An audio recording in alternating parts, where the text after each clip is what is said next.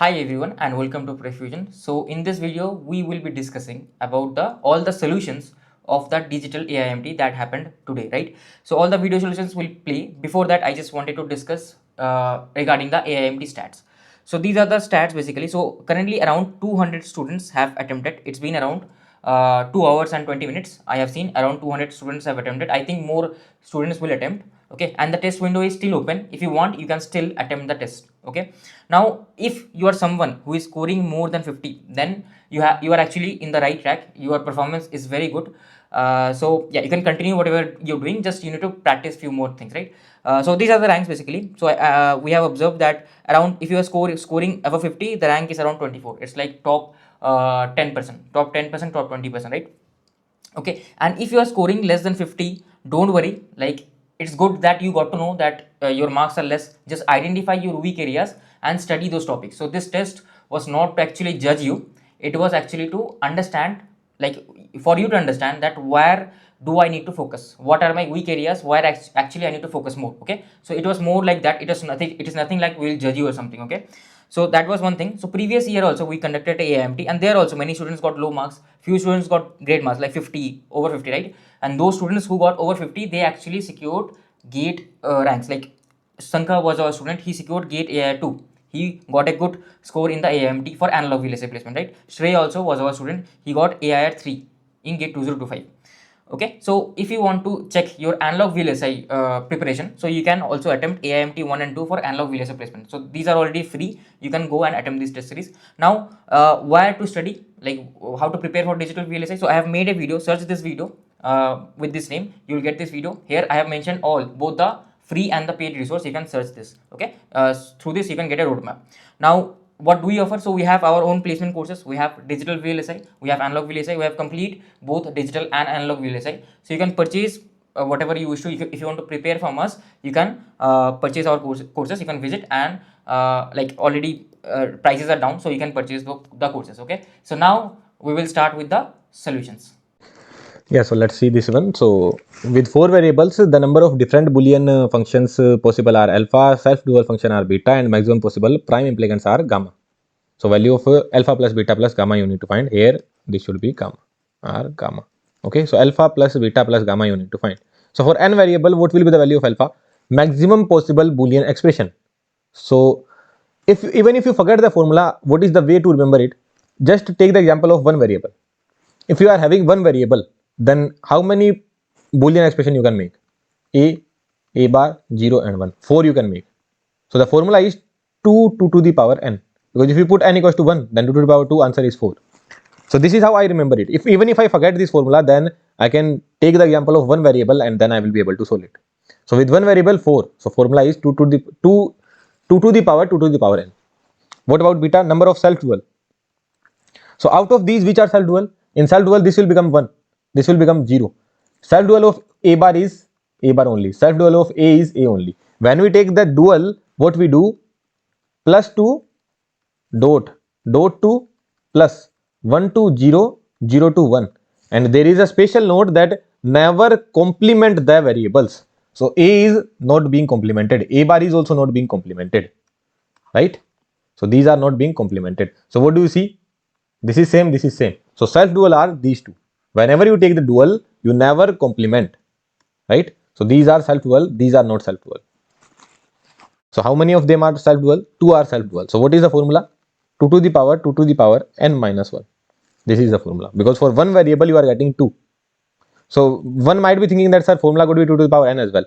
But if you have studied, at least if you have studied, then you would know that formula is not 2 to the power n. Like in your mind, there would be this doubt that, sir, formula is 2 to the power n minus 1, or it is 2 to the power 2n minus 1. What is the, like, at least you should have studied it. How do we prove it? We prove it using the example of 2. But if you take the example of 2 variables, then it would take a lot of time. So I am just telling a way to remember the formula. I am not telling this is how the formula is derived. No. I am telling a way to remember the formula, not the derivation of the formula. Are you getting this point? So this would be 2 to the power n minus 1. Usually we find the formula from here only, that total possible Boolean expression are 2 to the power n minus 1. Out of these, 2 to the power n minus 1 are self-dual, and rest all are not self-dual. So this is how we remove, this is how we derive it, or you can say this is how we write it down, right? And what about the maximum possible prime implicant? So maximum possible prime implicants are 2 to the power n only. So this you can remember by the example of this K-map, that maximum possible prime implicants. So 1 0 1 0 1 0 1 0. So maximum possible prime implicants are 1 2 3 4. So 2 to the power n minus 1 it is. With 3 variables you can make 4 prime implicants with maximum possible prime implicants. Prime implicants or essential prime implicants. Here it should be essential prime implicants, sorry, right? Because maximum possible prime implicants could be anything. This should be essential prime implicants. Maximum possible essential prime implicants. Here it should be essential prime implicants. So I will modify this one as well. Maximum possible essential prime implicants would be 2 to the power n minus 1. Okay. So now this question will be solved. So what you are getting here, you can put the values, this value 2 to the power 3, and this value will be 2 to the power 3 as well, right? 8, 2 to the power 8 and 2 to the power 16. You can add them up and you will get this answer only. Okay, so just you need to add it up. Fine. Yeah, so this is the question from logic families. So in logic families, what do we do is that the output of NAND gate is connected to a certain number of NOT gates, and its output is shown as a figure. This is the question on figure of merit, right? So each NOT gate is drawing a current of 3 milliampere. Each NOT gate will take a current of 3 milliampere. So 3 milliampere, 3 milliampere, and 3 milliampere. Everyone will take the current of 3 milliampere, and the NOT gate and NAND gate can drive maximum current it can give is 3 milliampere. So to work properly, a NOT gate will require 3 milliampere current. So from 10 milliampere, this guy will get some current, this guy will also get some current, and this guy will also get some current. So 3 plus 3 plus 3, 9 milliampere. And one guy will get only 1 milliampere current. So now this NOT gate cannot work properly. And rest of the NOT gates will get 0 milliampere current only. So they will not get any current. So these guys will also not work properly. So only this guy, and this guy. Only 3 guys will work properly. So what is the answer? How many gates we can source? That is 3. So answer is 3. That's it. Okay. Very easy question. These kind of basic questions are there from logic families, but the thing is nowadays these questions are not asked. These kind of questions can be coming in ESC, but in gate examination these has been asked in 90s, like way back. But since this is mentioned in your syllabus, so who knows, it can be asked. So that's why we frame this question. Okay. Yeah, so let's see this one. What you need to implement? You need to implement 136:1 multiplexer from 4:1, right? So how do we do this kind of question? Like there are 136 input line. Total 136 input line should be there, but you have 4:1 mux only. That means your one multiplexer can take only 4 lines. One multiplexer can take only 4 lines. So how many multiplexer you will require at the first stage? So you will require 4 3s are 12 and 34. So you will require, from here you will require 34 mux. Now you are having 34 outputs. Basically here you have put 34 mux, right? Here you have put 34 mux. Now you will have 34 outputs. Now these 34 outputs will be input of other mux. Now one mux can take 4 select line. One mux can take 4 select line. Sorry, not select line, really sorry. One mux can take 4 input. There are 2 select line. Forget about the select line. One 4:1 mux can take 4 inputs. It can take 4 inputs, right? So how many inputs it needs to take? 34. It needs to take 34 inputs. So how many mux will be required? 9. Like 8 4:1 mux. 8 4:1 mux. How many inputs they can take? 32 input they can take. Because one 4:1 mux takes 4 input. So 8 can take 32. But you require 34. That means 2 more you require. 2 more. So either you can use the 2:1 mux, but you don't have 2:1 mux. You have 4:1 mux only. So here you will require another 4:1 mux, right? So from here what you will get? You will get 9. So basically now in the second stage we have connected 9 mux, right? So if there are 9 mux, that means there will be 9 outputs. How many outputs will be there? 9 outputs will be there. 9 outputs will be there. Now to take these 9 outputs, how many 4:1 mux will be required? So 9 by 4 if I do, so 3 4:1 mux will be required. Why is that so? Because 2 4:1 mux can take 8 input. So one input will be taken by another 4:1 mux. So now here you will connect 3 4:1 mux. Now from these 3:4:1 mux, 3 output lines will be there. So these 3 output lines can be taken by 1:4:1 mux only, right? So this can be taken by 1:4:1 mux only. So basically 3/4. So this will be. Or the simple thing is, always you need to take least integer function. Just take the least integer function of these calculation. Just start from here 34, then 34/4. What do you get? 8 point something. That means you need to take 9. Then 9 goes here. 9/4. What do you get? 2 point something. That means you need to take 3. Then 3 goes here. 3/4. What do you get? 1. At 1 you need to stop. So if I add them up, what do we get? 10, 13, 47. So what is the answer? 47. Okay. So this is the way. This is a good question, you can say. Yeah, so this is a question based on delay. So a full adder is made using XOR gate, AND gate, and OR gate. So you know how to make it using half adder. Half adder is made of XOR gate and AND gate, and one OR gate will also be required when we make a full adder, right? So find the correct statement. Some bit will be stable after. So when some bit will be stable and when carry bit will be stable. So this is type 1 problem. In type 1 problem, the input are not given. If input are not given, that means you will find the maximum delay. So first task is to make the full adder using XOR gate, AND gate, and OR gate. So this should be in your tips. I have told this thing like 100 times. Whenever you make full adder using XOR gate, AND gate, and OR gate, it should be in your tips. Within 15 seconds, you should be able to make it. So this is how we will make it, right? 10 second, 10 nanosecond, 20, 20, 0. Right? Now what they are saying, this here, this will be received after 10 nanosecond. And this carry bit will be available at 0 nanosecond only. So 10 plus 10, this sum will be received after 20 nanosecond. Right? Now here, this will be available at 10 nanosecond. This will be available at 0 nanosecond only. So this will be received after 30 nanosecond. Now what about this one? These all are available at 0 nanosecond only. So 0, and this will be available after 20 nanosecond. Now there is 0 delay. That means the carry will be available after 30 nanosecond, because we need to take the larger one. This guy has to wait for this guy. So sum after 20 nanosecond and carry after 30 nanosecond. Sum after 40. Wait a second. 10, 10. XOR gate has a delay of 10 nanosecond. NAND gate has a delay of 20 nanosecond. So I think it should be otherwise.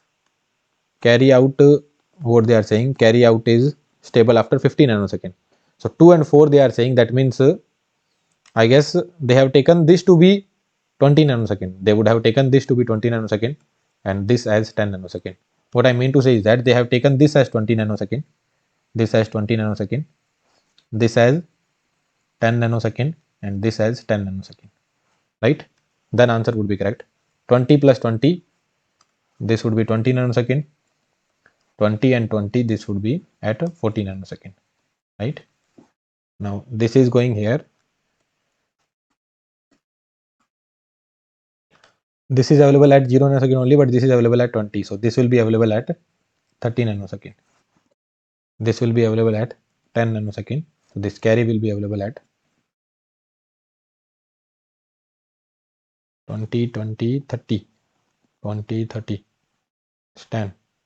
So this is available at 30 nanosecond only. So what they are saying here, carry bit is stable after 50 nanosecond. OR gate delay is 0 second. No. Let me check what is the issue. Yeah, so this analysis is correct only. I have checked it. So problem here is that first thing is that this should be 30 nanosecond, right? And the second thing is this should be 10 and this should be 20. Okay, and yeah, then 2 and 4 would be correct. Okay, so a lot of modification are required here. So those modification I will do. Yeah, so 5-bit look ahead carry generator. Look ahead carry generator. I'm not talking about look ahead carry adder. In look ahead carry generator, that particular circuitry, here there will be half adder. Here there will be some circuitry in between, and then there will be XOR gate. So this is the circuitry of look ahead carry adder. This is complete look ahead carry adder. But I am talking about only look ahead carry generator. I am talking about only look ahead carry generator. So what they are saying, in look ahead carry generator, the value of alpha is number of AND gate. So how many number of AND gates are required? That is n into n plus 1 by 2, right? And how many OR gates are required? That is n only. If you remember the circuitry, and what gate was there, and then there was a big OR gate. Then and gate was there, then there was a big OR gate, right? So what is the value of n? That is 5. So 5 into 6 by 2, 15. and this will be 5 only. So alpha plus beta is 15 plus 5, 20. So usually these kind of questions are only asked from look ahead carry ahead, but still if they ask some more, then you can think about delay problems as well. So delay problems also we have seen in look ahead carry ahead, but if you need to revise it, you can revise it. Otherwise, usually only this kind of question has been asked from this particular topic. Okay, so this is the answer. Now this is also very straightforward. What is your P here? So you can see P is the summation of, since this is a decoder, so output of decoder is just the minterms. So you can see it is 1, 2, 4, 7. And what all are these minterms? So you can denote it in the K-map 1, 2, 4, 7. These will be 1. This will be like this 0, 1, 0, 1, 0, 1, 0, 1. You can see 1, 2, 4, 7. So what is this? This is your XOR gate, right? So answer is XOR gate. Like if you are messing up this question as well, then you are going to mess up your complete examination as well. Okay, sorry to demotivate you, but these kind of questions should never be messed up. I'm not sure whether you are watching this video or not. If you are watching this video, that means you have messed up. So yes, you should not watch it. Okay. Yeah, so let's see the solution of this question. So here what they are saying, gate 1 has a delay of 4 nanosecond and gate 2 has a delay of 2 nanosecond. AB initially were at 0, 0. So if they were initially at 0, 0, then what does that mean? That output P and Q would have been at 1, 1, right? So 0, 0, 1, 1. If this is 0, then any of the input of NAND gate is 0, then output will be 1 only. Now output PQ at the steady state, what that would be if it is changed to 1. Now if it is changed to 1, so at steady state they are asking the output, right? So this has lower delay, that means this is faster. This guy is faster, right? Now this one would have reached here and this one would have reached here. But who is faster? This guy is faster, right? This 2 nanosecond guy is faster. So 1 NAND with 1, what will be the output? 0. So Q will go to 0 because this is faster. So this will go to 0 first. This guy will go to 0 first. Now this 0 will come here. Now what is 1 NAND with 0? 1 NAND with 0 will be 1 only. This is not the output at some 2 nanosecond or 3 nanosecond or 4 nanosecond. This is the output at steady state. Now what may happen is that some guy will start analyzing, that they will say they can start analyzing at 1 nanosecond, 2 nanosecond, 3 nanosecond. I am talking about steady state. How do you analyze at steady state? At steady state, the way of analysis is that you take both of the outputs here. One goes here, one goes here. Now which one is faster? This guy is faster. If this guy is faster, that means this will reach to 0 first and then this 0 will go here and then 1 NAND with 0 will give me 1. Are you getting this point? So P will be at steady state, P will be at 1 and Q will be at 0. So 1, 0, this is the answer. If they had asked at some particular time, then the answer would be different. What I mean to say is that, look, this was 0, 0, then output was 1, 1. This is the condition at t equals to 0 nanosecond. This is the condition at 0 nanosecond. This is the condition at 0 nanosecond. Now at 0 nanosecond, these two guys became 1. Now this one is going here. This one is going here at 0 nanosecond only. And this one is also going here at 0 nanosecond only. Now 1 NAND with 1. So this will be 0 but after 2 nanosecond. Are you getting this point? Now this one has gone here, 1 NAND with 1. So in between, this guy will become 0. But after how many time? 4 nanosecond. So at 4 nanosecond, this guy will be 0. Now what will happen is that this 0 will come here. So you can keep on analyzing. In that manner, you keep on analyzing. This one will go to 0 at 4 nanosecond. So you again analyze that at 4 nanosecond, what is happening? This is 0, this is 1. So 1 NAND with 0, what it will become? It will become 1 again.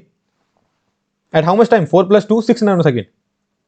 Then this guy will go there. In that manner, you can keep on analyzing. But if you need to analyze at steady state, so what is the way of analyzing at steady state?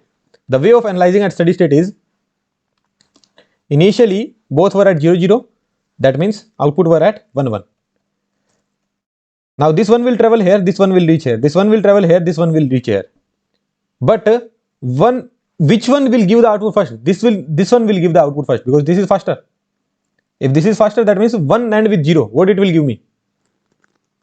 This one has reached here. So 1 NAND with 0. It will give me 1 only. Wait a second. What is the scene? 0, 0. This one has reached here. This one has reached here. Okay, yeah. Now the input has changed to 1. Now the input has changed to 1. Both of the inputs have changed to 1 now. So 1 NAND with 1. What it will give me? 0.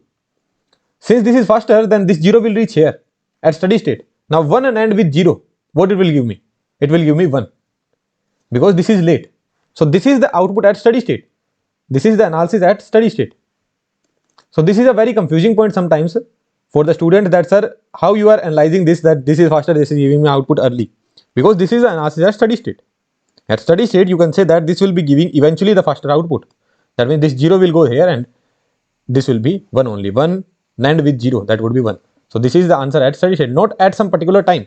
So you can analyze in between at some particular time, but at steady state 1 0 will be there. You can analyze it using different example. You can analyze it at steady state, you will get 1 0 only. Okay. So this is a good point which is usually missed by a lot of aspirants. Yeah, so this is a good question on FSM. Usually we don't study making the FSM. So if you want to study it, then on YouTube only I have uploaded a playlist regarding FSM. So you can go, not playlist, sorry, there are some videos regarding FSM, so you can go and check out. So here I'm not gonna give the complete concept. Here I'm just gonna tell how to solve the method, how to solve this particular question. Okay, so what we are doing, we are making a FSM for detecting 0 0 1 1. So this is what we are doing, and S1 is the initial state. What they are finding, what they are asking, what will be the next state from S3 if the input is 0. So basically what is the scene? From S1 we are going, if applied input is 0, then we are going to the next stage. If applied input is again 0, then we are going to the next state. If applied input is again 1, then we are going to S4. And then if applied input is again 1, then we have detected the sequence and we are going to state S1. This is what we are doing. So if I am at state 1, that means I have detected 0. If I am at state 3, that means I have detected 0 0. And if I am at state 4, that means I have detected 0 0 1. Okay. Now what they are saying, what will be the next state if input is from S3, if the input is 0. That means if you are here 0 0 and now again 0 is applied. So what you will do, you will look for the best case. What is the best case? 0 0. Can you see 0 0 anywhere? Yes. So I will come back to S3 only. What I am doing here, I am not going to tell the complete concept. The concept is you are at S3. Now what is the next number? The next input applied is 0. So now you cannot go to the next state, because what I am detecting 0 0 1 1. So now the next number is 0. That means now the sequence is 0 0. So you cannot go to the next state. So you need to go to some previous state. Either you can go to S3 or S2 or S1. So what do? You start from the backward. You take the maximum number. 0 0 you can take. You cannot take 0 0 because 0 0 is not detected anywhere. You start from here, you see the 0 0. So can you see 0 0 here? I can see a single 0 here, but I can see 0 0 here. So I will go to S3. So if applied input is 0, then I will go back to S3 only. The next question is of same kind only. The next question is ditto the same kind. So we will solve that next question here only. What they are saying, what will be the next state from S4 if the applied input is 0? So from S4 if applied input is 0, that means if you are at S4, that means you have already reached 0 0 1. Now the applied input is 0. So again you will look for the best case. So for best case is 0 1 0. Can you see 0 1 0 anywhere? No. I cannot see 0 1 0 anywhere. Then I will look for the second best case, that is 1 0. 1 0. Can I see 1 0 anywhere? This is 0, this is 0 0. No, I cannot see. Now I will look for the next best case, that is single 0. So yes, I can see single 0 anywhere. What is that? That is your S2. So this 0 I can see here. So best case is S2. So if the applied input was 0 here, then I would go to S3 only. If the applied input is 0 here, then I will go to S2. Now I can complete it. How I will complete it? So in S2 if my applied input was 1, that means if I am at S2, that means I have detected 0. If I am at S3, that means I have detected 0 0. And if I am at S4, that means I have detected 0 0 1. Now at S2 if my applied input was 1, then I will look for the best case, that is 1 only. So can I get 1 anywhere? No. That means I will go back to S1. Are you getting this point? So I will go back to S1. So what is that? If my next number was 1, then giving the output to 0, I will go back to S1 only. And what about S1? If the applied input was 1, then again you will start from here only. If applied input was 1, giving the output 0, I will start from S1 only. So this is the complete diagram. So like when I was teaching this concept, then people were thinking that how the questions can be framed in MCQs from this concept. That you are making these diagrams, this can be asked in interviews, this can be asked in like anywhere in interviews, but how you can frame MCQ? This is how I can frame MCQ from here. Although this question is taken from NPTEL, so if these kind of questions are there in NPTEL, then certainly it can be asked in your examination as well. So this is taken from NPTEL although, but still this is how the questions can be framed. That what will be the next state? They will make the half diagram and then they will ask what will be the next state. So here for the next question answer would be S2. Okay, they could have asked the same question for S2 as well, that if the applied input is 1, then what will be the next state? The answer would be S1. And they could have asked the same question for S1 as well, if the applied input is 1, then what will be the next state? That would be S1 itself. So this is how you need to study it. Like a lot of students I know, like this is there in no notes, in nowhere in any notes this concept is not there. So that's why I have uploaded it directly on YouTube itself. You can go and check out the content there. There we have made the FSM for 3 different sequence. Like even if you are detecting 3 sequence in one FSM only, you can make it.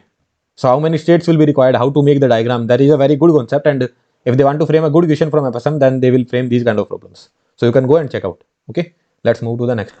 Yeah, so this is a good question on FSM. Usually we don't study making the FSM. So if you want to study it, then on YouTube only I have uploaded a playlist regarding FSM. So you can go, not playlist, sorry, there are some videos regarding FSM, so you can go and check out. So here I'm not going to give the complete concept. Here I'm just going to tell how to solve the method, how to solve this particular question.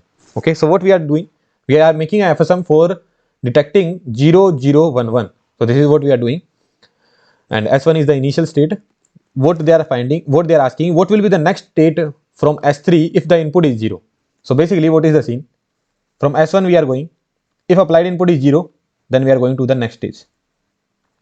If applied input is again 0, then we are going to the next state. If applied input is again 1, then we are going to S4. And then if applied input is again 1, then we have detected the sequence and we are going to state S1. This is what we are doing. So if I am at state 1, that means I have detected 0. If I am at state 3, that means I have detected 0, 0. And if I am at state 4, that means I have detected 0, 0, 1. Okay. Now what they are saying, what will be the next state if input is from S3, if the input is 0. That means if you are here 0, 0, and now again 0 is applied. So what you will do, you will look for the best case. What is the best case? Double 0. Can you see double 0 anywhere? Yes. So I will come back to S3 only. What I am doing here, I am not going to tell the complete concept. The concept is you are at S3. Now what is the next number? The next input applied is 0. So now you cannot go to the next state, because what I am detecting 0, 0, 1, 1. So now the next number is 0. That means now the sequence is 0, 0. So you cannot go to the next state. So you need to go to some previous state. Either you can go to S3 or S2 or S1. So what do? You start from the backward. You take the maximum number. Double 0 you can take. You cannot take 0, because 0 is not detected anywhere. You start from here, you see the double 0. So can you see double 0 here? I can see a single 0 here, but I can see double 0 here. So I will go to S3. So if applied input is 0, then I will go back to S3 only. The next question is of same kind only.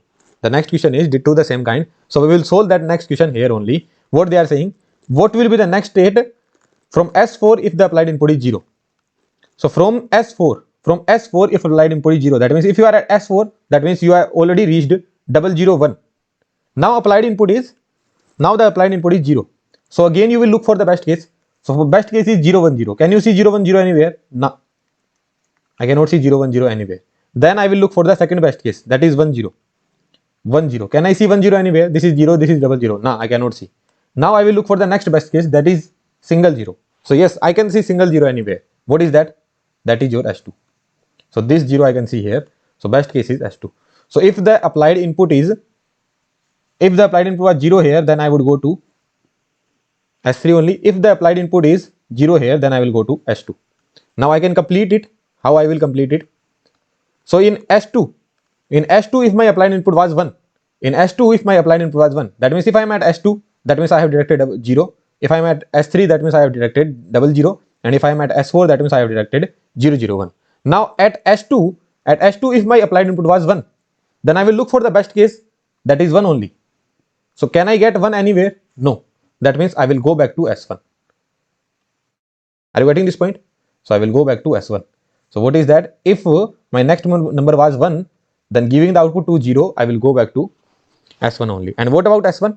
If the applied input was 1, then again you will start from here only. If applied input was 1, giving the output 0, I will start from S1 only. So this is the complete diagram. So like when I was teaching this concept, then people were thinking that how the questions can be framed in MCQs from this concept. That you are making these diagrams, this can be asked in interviews, this can be asked in like anywhere in interviews, but how you can frame MCQ? This is how I can frame MCQ from here. Although this question is taken from NPTEL, So if these kind of questions are there in NPTEL, then certainly it can be asked in your examination as well. So this is taken from NPTEL although, but still this is how the questions can be framed. That what will be the next state, they will make the half diagram and then they will ask what will be the next state. So here for the next question answer would be S2. Okay, they could have asked the same question for S2 as well, that if the applied input is 1, then what will be the next state? The answer would be S1. And they could have asked the same question for S1 as well, if the applied input is 1, then what will be the next state? That would be S1 itself. So this is how you need to study it.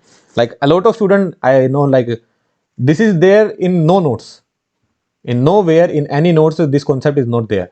So that's why I have uploaded it directly on YouTube itself. You can go and check out the content there we have made the FSM for 3 different sequence. Like even if you are detecting 3 sequence in one FSM only, you can make it.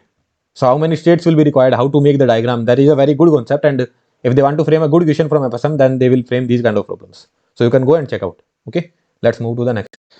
Yeah, so let's see this question. How many flip-flops will be complemented in a 10-bit ripple up counter to reach the next count after the count this one? So this is a 10-bit ripple up counter. So here the mode value will be 2 to the power 10. That we don't need to care about. What we need to tell is that what is this? This is an up counter, right? This is an up counter. Since it is an up counter, what is the current condition?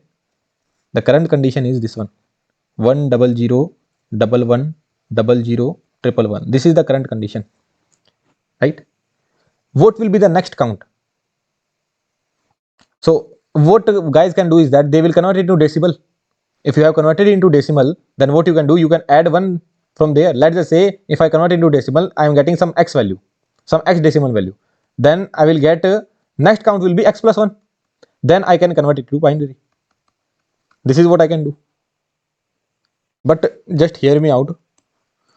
Just let me know one thing. If this is my current state, then what will be the next state? 8, right? This is 7, next state will be 8. If this is my current state, if this is my current state, then what will be the next state? 8 only. Now if this is my current state, then what will be the next state? If this is my current state, what is this? 1 2 4 1 2 4 8 16 32. So what is this? What this is becoming? 6 7. So this is 7. So basically this is 7 39. Next count will be 40. So how I can get 40? 40 will be 32 plus 8. So 1 0 1 0 0 0. Say yes or no?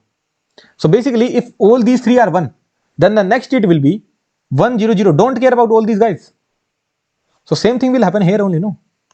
That if these 3 are 1, then the next state will be, this guy will be 1 and rest all will be 0. And don't care about these guys will be same as it is. Now when all these guys become 1, let's just say after some clock cycles, all these guys are becoming 1. All these guys are becoming 1. Now if I ask you what will be the next state? So in the next state what will happen? All these guys will be 0 and this guy will be 1. Say yes or no? But they are asking the next state from this one. So this will be the next state, right? So better than converting it to decimal than finding out the binary, just to think that here all 3 are 1. The next state would be, this guy will be 1 and all 3 will be 0. So what they are saying, will be complemented in 10. How many flip-flops will be complemented? That means they are asking how many output of the flip-flops will be complemented. Flip-flops complemented means output of flip-flops complemented. So this is complemented. 1, 2, 3 and 4. Rest all are as it is. This is a buffer. This is also a buffer. Rest all are as it is. These 4 are complemented. So these 4 are complemented. So answer is 4. Right? Answer is 4. This answer is option 3. That means 4. Okay, not 3 are complemented. So 4 are complemented. So that is the answer. Let's see the next. Let's see this one. Consider the following table. Which of the following options are correct? Here I forgot to write. Which of the following options are correct? Okay, so the state table corresponds to Mealy machine. Yeah, surely it is corresponding to Mealy machine. Why is that so? Because with respect to different inputs, you are having different outputs. Like here, your output is depending on the input as well. In case of Moore machine, output doesn't depend on input. In case of Moore machine, you already write down the output, right? That if applied input is x equals to 0, then output will be 0 only. Are you getting this point? And you will be coming to this state.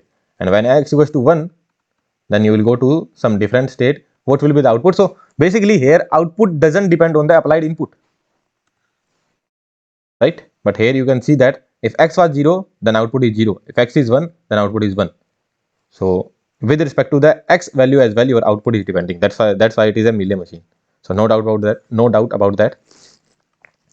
Now, how the states can be reduced? So I told you the states which are similar, those states can be reduced. So now I will look here that from A you are going to AB, from B you are going to CD. That means if from A, if applied input is 0, then you will come back to here. I should not write x equals to. If applied input is 0, then you will come back to A, and if applied input is 1, then you will go to B. What is the output? When applied input is 0, then output is 0. When applied input is 1, output is 1. So this is one of the state diagram. This is not the complete state diagram. This is one of the portion of state diagram I have made. So from B to you will go to C when applied input is 0. And when applied input is 1, you will go to D. When applied input is 1, you will go to D. In that manner, you can make the state diagram, right? So which of the states are similar? Let's check that out. So always look here: AB, CD, AD, EF, AF, GF, AF, AF, AF. Look, AF, AF. So basically the scene is, if you are at E and AF, AF, along with that you need to see these outputs as well. 1, 0, 1, 0. So the point is, if you are at state E and applied input is 0, then you will go to state A, giving the output 1. And if you are at state E and applied input is 1, then you will go to state F, giving the output 0. Right? Let's talk about G. So G is having the same condition. Applied input is 0, you will go here, giving the output 1. Applied input is 0, you will go to F. Sorry, applied input is 1, you will go to F, giving the output 0. So E and G are doing the similar operation. That means they are like one of them can be reduced. Basically, what I can say is that I can replace G with E. So basically, I can replace this G with E. So what I will do is that, yeah, small cut. Now in the complete diagram, I can replace G with E. So here also I am having G, no? So this G can be replaced with E. Now what you can see is that EF, EF. So these two guys are similar, EG are similar, and DF is also similar.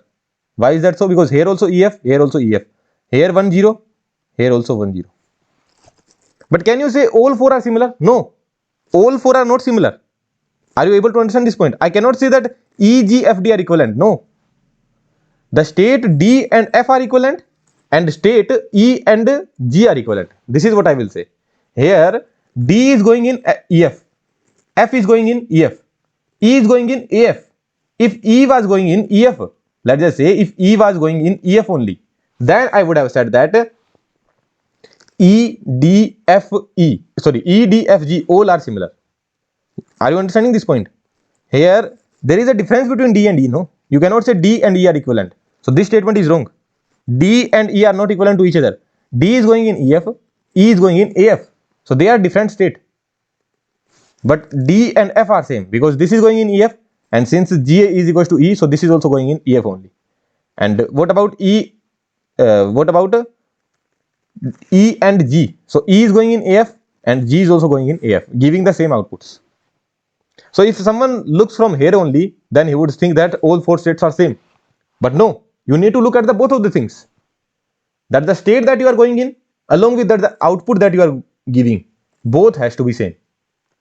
Then only you can say that states are same. So here EG are similar and DF are similar. So you can cut this one as well, and you can replace F with D. So wherever you get F, you can replace that with D. D. All these can be replaced with D. Let's check if there are other redundant states as well, because I am not sure. AD. Yeah. Look. Now someone will think that, sir, C is going to AD and E is also going to AD. What someone will say that, sir, C is going to AD and E is also going to AD. But this guy is giving 0, 1 output and this guy is giving 1, 0 output. So that's why they are not similar. Although the transition is same, C will go to A but giving the output 0. E will go to A but the giving output 1. So that's why they are different. So both of the columns should be similar. So first, what I usually do is that I look here, then I match here. So this is a good example. This is a very good example. I guess other similarities also we can find. CD, no. AB, no. So this similarity also we could have find that C and E are equivalent, but C and E are not equivalent to each other because the outputs are different. Okay, so what will be the number of states now? That this is different, 3, 4, 5. These two are same to previous one. So 5 states are there. So number of reduced states are 5.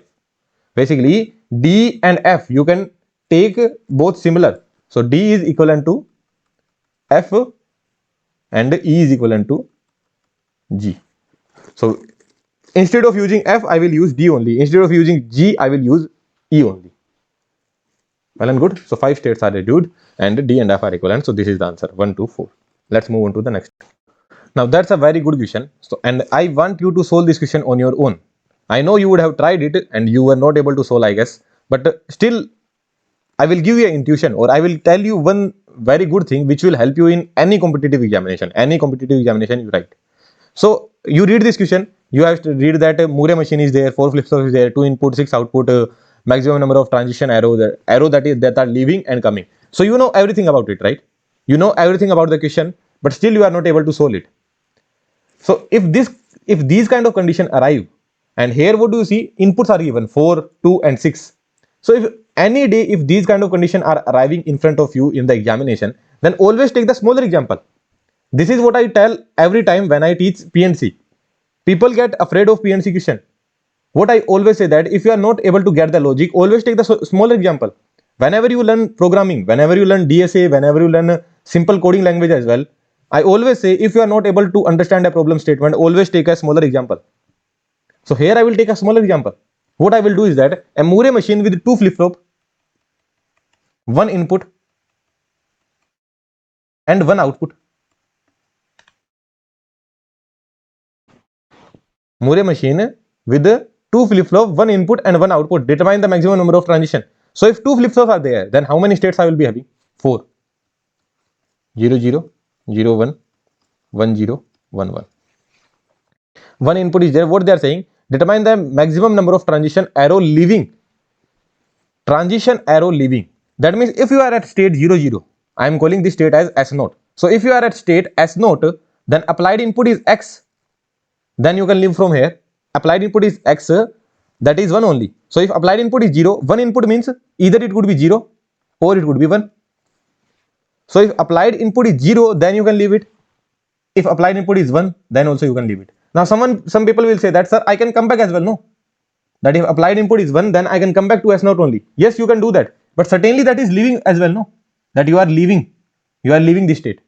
If applied input is 0, then you are leaving this state. Now let's just say I am at 1, 1.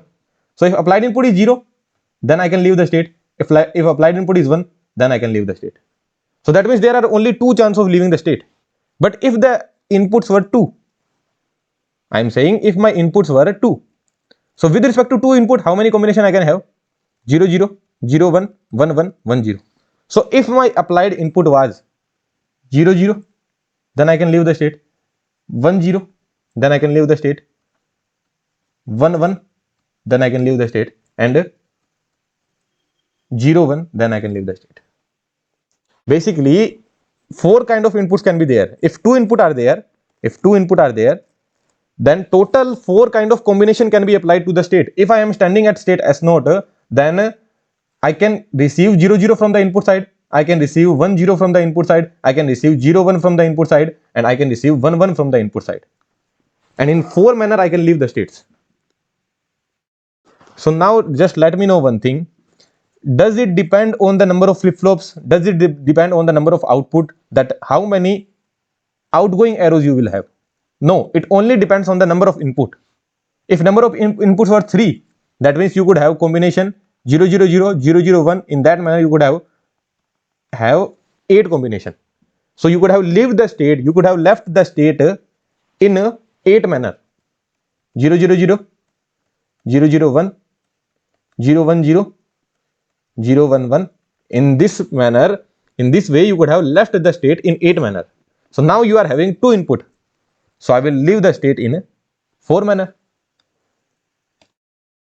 So now I am left with these two options. So first one, number of transition arrow leaving would be 4. Maximum number of transition arrow leaving the state would be 4. Now next what they are asking, the number of transition arrow entering the state. So let's talk about this entering the state. So again I will take the smaller example. Which example I will take? You are having 2 flop, 1 input and 1 output. So I am having 4 state, S0, S1, S2 and S3.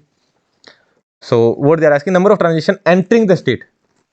So from what I am thinking is that how much arrow I will receive entering into S0. This is what I am saying. Okay, what I am thinking now, how much arrows I will see entering into S0.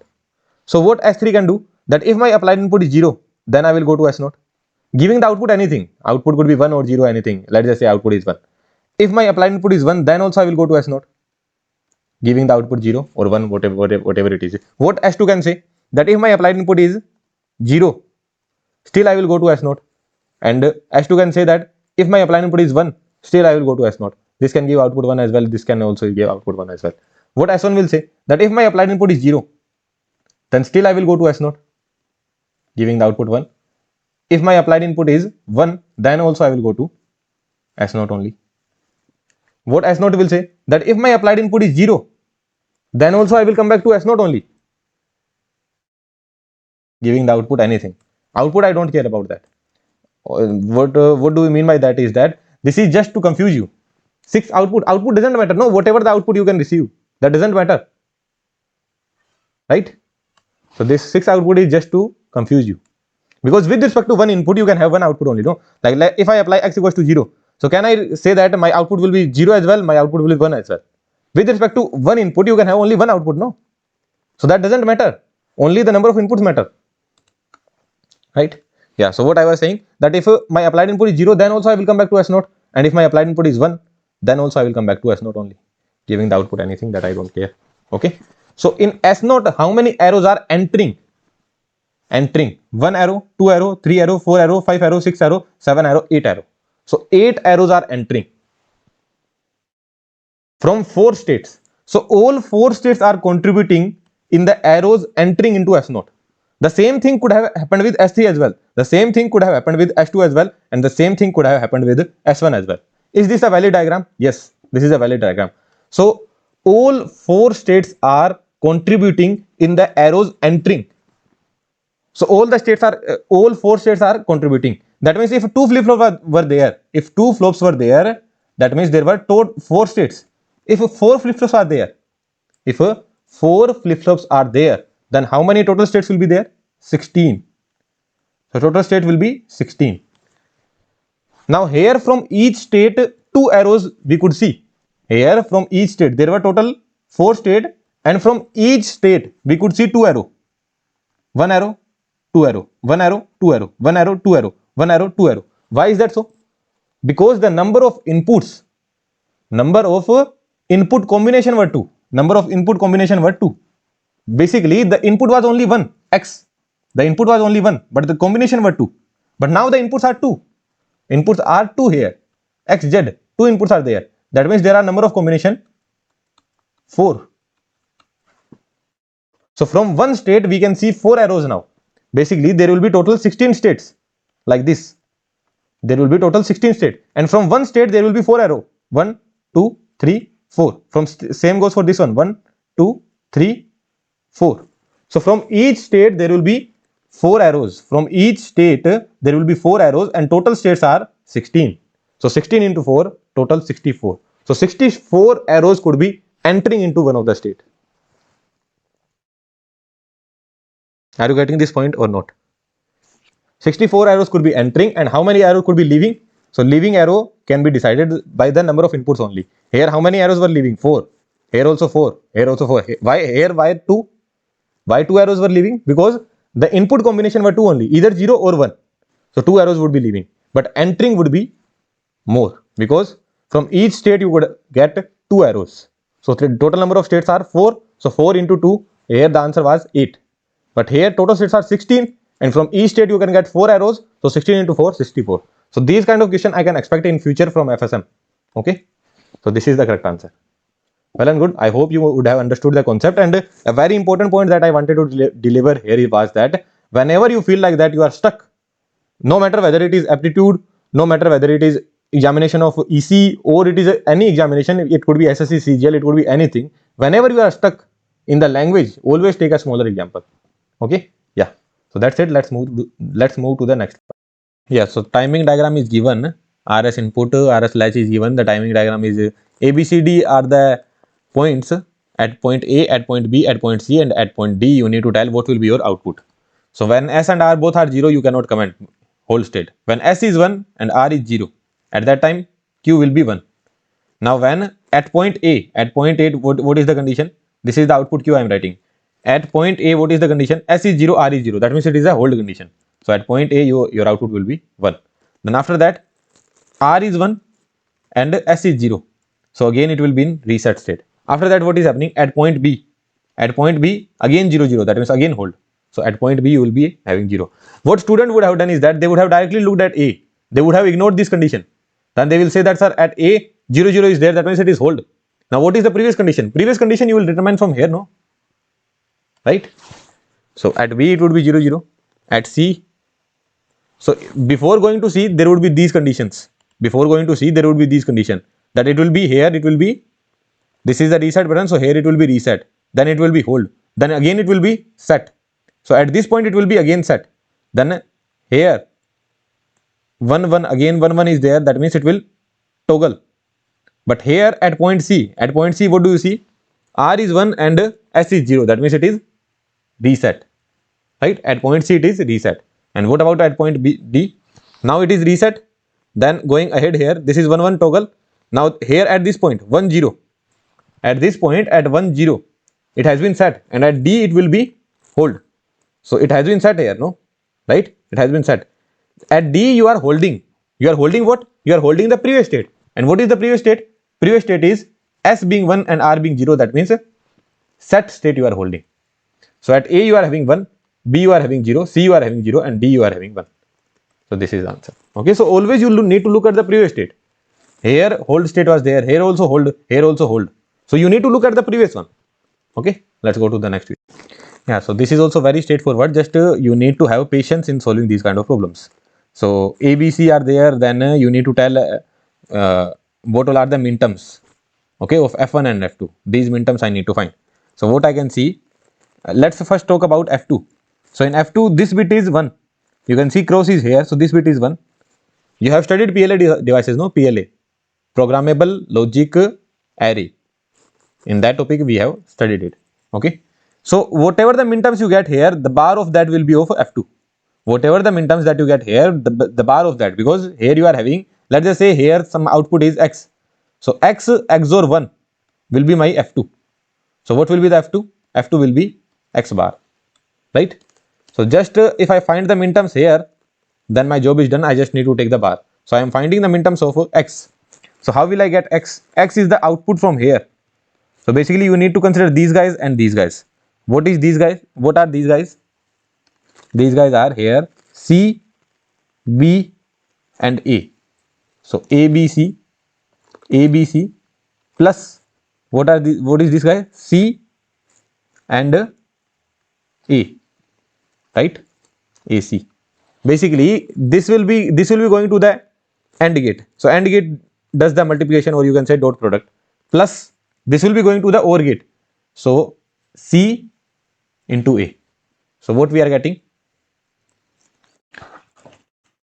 Am I looking at correctly? C into A and C, B, A. Yeah. So this is the X you are getting. So at X you are getting AC. This is my X. X you are getting at X you are getting AC. So X can be written as ABC plus, this should be mentioned that which is MSB. A we are taking as MSB. ABC plus A B bar C. So what all are the minterms you can see here? 7 and 101, that is 5. So what will be the minterms of F2? minterms of F2 will be 0, 1, 2, 3, 4, 6. 0, 1, 2, 3, 4, 6. So you can see the answer will be last one. You can, in the similar manner, you can check for F1 as well. In F1, what all outputs will come? These outputs will, these guys will come, these guys will be added. And how these guys will be coming? These guys will be coming from here. So this is how we solve the PLA devices. Very easy concept, very straightforward. Okay, so this is the answer. So answer will be 4. Right? Okay, let's move to the, yeah, let's see this question. This is also very conceptual question, and I know a lot of guys might have matched it up. So here 2 mod 3 counter are in cascade. So you would say that, sir, final output will be mod 9 counter, and it would be mod 9 up counter. You are correct. It would be mod 9 counter. Till this statement you are correct. It would be mod 9 counter. And how the sequence will be going? You will be saying, sir, this is also up, this is also up. So mod 9 up counter. So this is how it should go.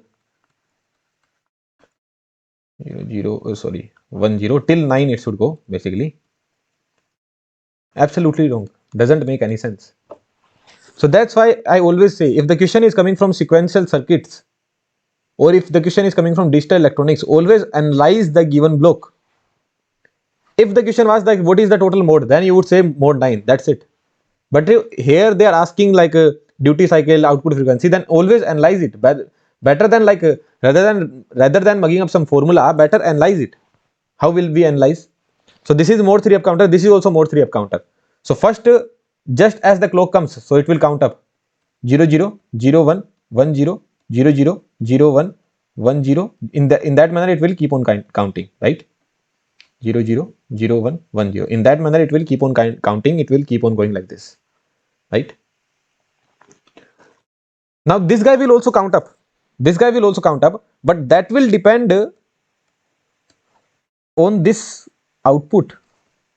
On this output it will depend. Are you getting this point or not?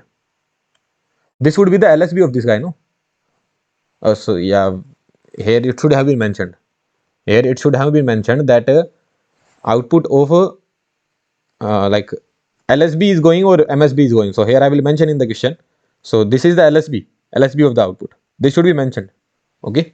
So if this LSB goes from 0 to 1, what kind of edge triggering you can see here? Positive edge triggering. So if this bit goes from 0 to 1, then only it will count up. Otherwise it will be on hold state. So basically, if we start from 0 0, so now if this is going from 0 to 1, then it will count up. Now it is going from 1 to 0. So at negative edge it will not count up. It will be there in the same state. 0 0 it will be there in the same state. Now again it is going from 0 to 1. Then again it will count up. 1 0. Going from 1 to 0, same state. Going from 0 to 0, same state. Again going from 0 to 1, again it will count up. So 0 0 0 1 1 0, again 0 0. 1 to 0, same state. 0 to 0, same state. 0 to 1, again it will count up. So how it will count up? 0 1. Right? And now you can see that this state is being repeated. So now you can see this is the mode of your counter. 1 2 3 4 5 6 7 8 9. Mode 9. Now what they are asking? They are asking the output frequency. What they are asking? They are asking output frequency. So since this is a mode 9 counter, so you can say that frequency will be f clock by 9, or better how you can see is that this sequence is being repeated. No, this sequence is being repeated. So in this sequence there would have been 9 clock cycles. Are you getting this point? This is the time period of the final bit. No, this is the time period of the final bit. This is the time period of the final bit, and that is equals to 90 clock. Here this bit will be there for 1 T clock, this bit will be there for 1 T clock, this bit will be there for 1 T clock, this bit will also be there for 1 T clock, 1 T clock, 1 T clock, 1 T clock, 1 T clock, 1 T clock. So these all bits will be there combined for 90 clock time. So what will be the time period? Time period will be equals to 90 clock. So what will be the frequency? Frequency will be f clock by 9. So this was the easy part. F clock by 9. What will be the answer? F clock is 12 by 9. So 1.33. Right? But now what about duty cycle? So here you can see there are total 9 state. Total 9 state.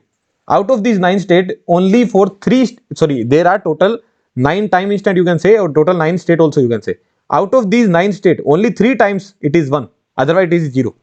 So how will I calculate the duty cycle? Basically it was 0, then it was 1, 1, 1, then 0, 0, 0, 0 in that manner. So total state were 9. Out of these only 3 bits it was high. That means this is the duty cycle. So duty cycle is 33.33%. So answer is 4. A very good question. So this is how you need to solve it. Although it should have been mentioned that LSB is going to the next state. Okay. Yeah, let's move to the next. Yeah, so let's see this question. Which of the states could be reduced? So this is the question based on state diagram reduction in FSM. So what we need to do? Here we will write down the current state. Current state is S0, S1, S2, S3. With respect to input, what will be the next state? This is what we are writing. And with respect to the input, what will be the output? This is what we are writing now. Okay. So if current state is S0 and applied input is 0, then next state will be S0 as well and giving the output 0. If current state is S1 and in S0 only. If current state is S0 and applied input is 1, the next state will be S1 giving the output 0. If current state is S1, applied input is 0, the next state will be S2 giving the output to be 0. If current state is S1, applied input is 1, the next state will be S1 giving the output to 0. If current state is S2, and applied input is 0, then next state will be S0 giving the output to be 0. If current state is S2 and applied input is 1, the next state will be S3 giving the output to be 1. If current state is S3 and applied input is 0, the next state will be S2 giving the output 0. If current state is S3 and applied input is 1, the next state will be S1 giving the output to be 0. So what you can see here is that this row and this row both are same. S2, S1, 0, 0, S2, S1, 0, 0. That means S1 and S3 are equivalent to each other. S1 and S3 are equivalent to each other. Very straightforward problem. Very, very straightforward. Okay, let's go to the next. So here you need to avoid the hold violation. They are not talking about setup violation. Setup violation can be there. You need to avoid the hold violation. So you need to write down the TH equation. That means you need to write down the equation for hold time. And clock frequency is given. T clock, F clock is given, that is 1 gigahertz. F clock is given, that is 1 gigahertz. So what will be the T clock? T clock is 1 nanosecond. Okay, T clock is 1 nanosecond. You need to find out TH. So how do we find out TH? So what is the path here? You can go from flope 1 to flope 2. That's it. You cannot come from flope 2 to flope 1. No, because there is no path, no. In the previous question there was path available, but now here there is no path. You can go from flope 1 to flope 2 only. So only one equation would be there. Flope 1 to flope 2. Flip flop 1 to flip flop 2. Okay. So how will you go? 2 nanosecond plus 2 nanosecond. Delay of 2 nanosecond plus this delay 2 nanosecond. So TH should be less than. For T clock we write down T clock should be greater than or equals to, but for TH we write down TH should be less than or equals to. This is how you will start working. From here to here you will reach 2 nanosecond plus 2 nanosecond. So here you will reach 2 nanosecond plus 2 nanosecond. Will you add setup time here? Will you add the setup time here? No. When we write down the hold equation, we do not need setup time. We don't do anything with the setup time. Now I will directly subtract the skew. So if I subtract the skew, that means if I do minus 3 nanosecond. So my answer would be TH should be less than or equals to 1 nanosecond. Answer is wrong. Why is that so? Why this answer is wrong? Sir, I followed the method that you told me, that you write down the delay and subtract the skew for hold equation. And for T clock, you need to add the setup margin as well and then you subtract the skew. But the important point here is that you missed something. What did you miss? This bubble you missed. This is positively H triggered and this is negatively H triggered. That means if you take out this bubble, that means inverter can be taken out. Basically, this thing can be replaced with inverter being out. So you could have made this positive H triggered only, but inverter is out now. And what does this inverter does? This inverter provides you a time shift of plus minus T by 2. So now I am modifying my error. When I taught you that 3 hours of video, in that 3 hours of video, I told that this inverter gives you a time shift of minus t by 2 only, but no, it will give you the time shift of plus minus t by 2, because if it is shifted by t by 2 or if it is shifted by minus t by 2, both are same thing. What I mean to say is that, let's just say this is my clock and this clock goes through an inverter. So what will be the output? 1 will be replaced with 0 will be replaced with 1, 1 will be replaced with 0. In that manner we will receive the output. So this is the output of the inverter and this was the input of the inverter. This was the input of the inverter and this point is t by 2. So either you shift this waveform here by t by 2 or you shift this waveform here by t by 2. Both waveform will be same only, no? What I mean to say is that if I shift this waveform t by 2 on this side, so what I will get? If I shift this waveform by t by 2 on this side, so what I will get? This 0 will be coming here, this 1 will be going ahead, this 0 will be going ahead, this 1 will be going ahead. In that manner it will be shifted. So now these two waveforms are same only. So that's why I say that an inverter provides a shift of plus t by 2 and minus t by 2 as well. If I shift this waveform to this side, what will happen? This 0 will come here, this 0 will come here, this 1 will come here, so 1 will come here, then this 0 will come here, so 0 is coming here. So all three waveforms are same only. This waveform, this waveform, this waveform only. So if there is a positively edge triggered flip flop and the other flip flop is negatively edge triggered, so you can say that the clock that is received by this guy and the clock that is received by this guy, so the clock that is received by this guy is time shifted by plus minus t by 2 from this clock. Are you getting this point? Or you can say the inverters gives a time shift of plus minus t by 2. So this thing you need to remember. The final conclusion is this inverter will give you a time shift of plus minus t by 2. So here I will write down both of the equation. I will write down the t clock equation as well. So if I write down the t clock equation, what that would be? So t clock equation would be, it should be less than, t clock should be greater than or equals to 2 nanosecond plus 2 nanosecond plus the setup margin minus the skew is 3 nanosecond. So here also skew will be subtracted, but along with the skew there is another time shift as well. Basically there is another delay. This inverter is giving you a delay. This inverter gives you a delay of plus minus t by 2. This inverter gives you a delay of plus minus t by 2. So what you will write here? Plus t by 2 you will write here. Here you will write plus t by 2 or minus t by 2. That you need to think. So let me know what I will write here. Because of this inverter, you are getting plus minus t by 2. So in one of the case you will write plus t by 2. In one of the case you will write minus t by 2. So think about it. How I will write t by 2, or you can say t clock by 2. So here I will write plus t clock by 2 or minus t clock by 2. So think about it. Here what is the sign? Less than or equals to. This point we have already discussed. Although this point has been already discussed in our that 3 hour of video, but again I am discussing it.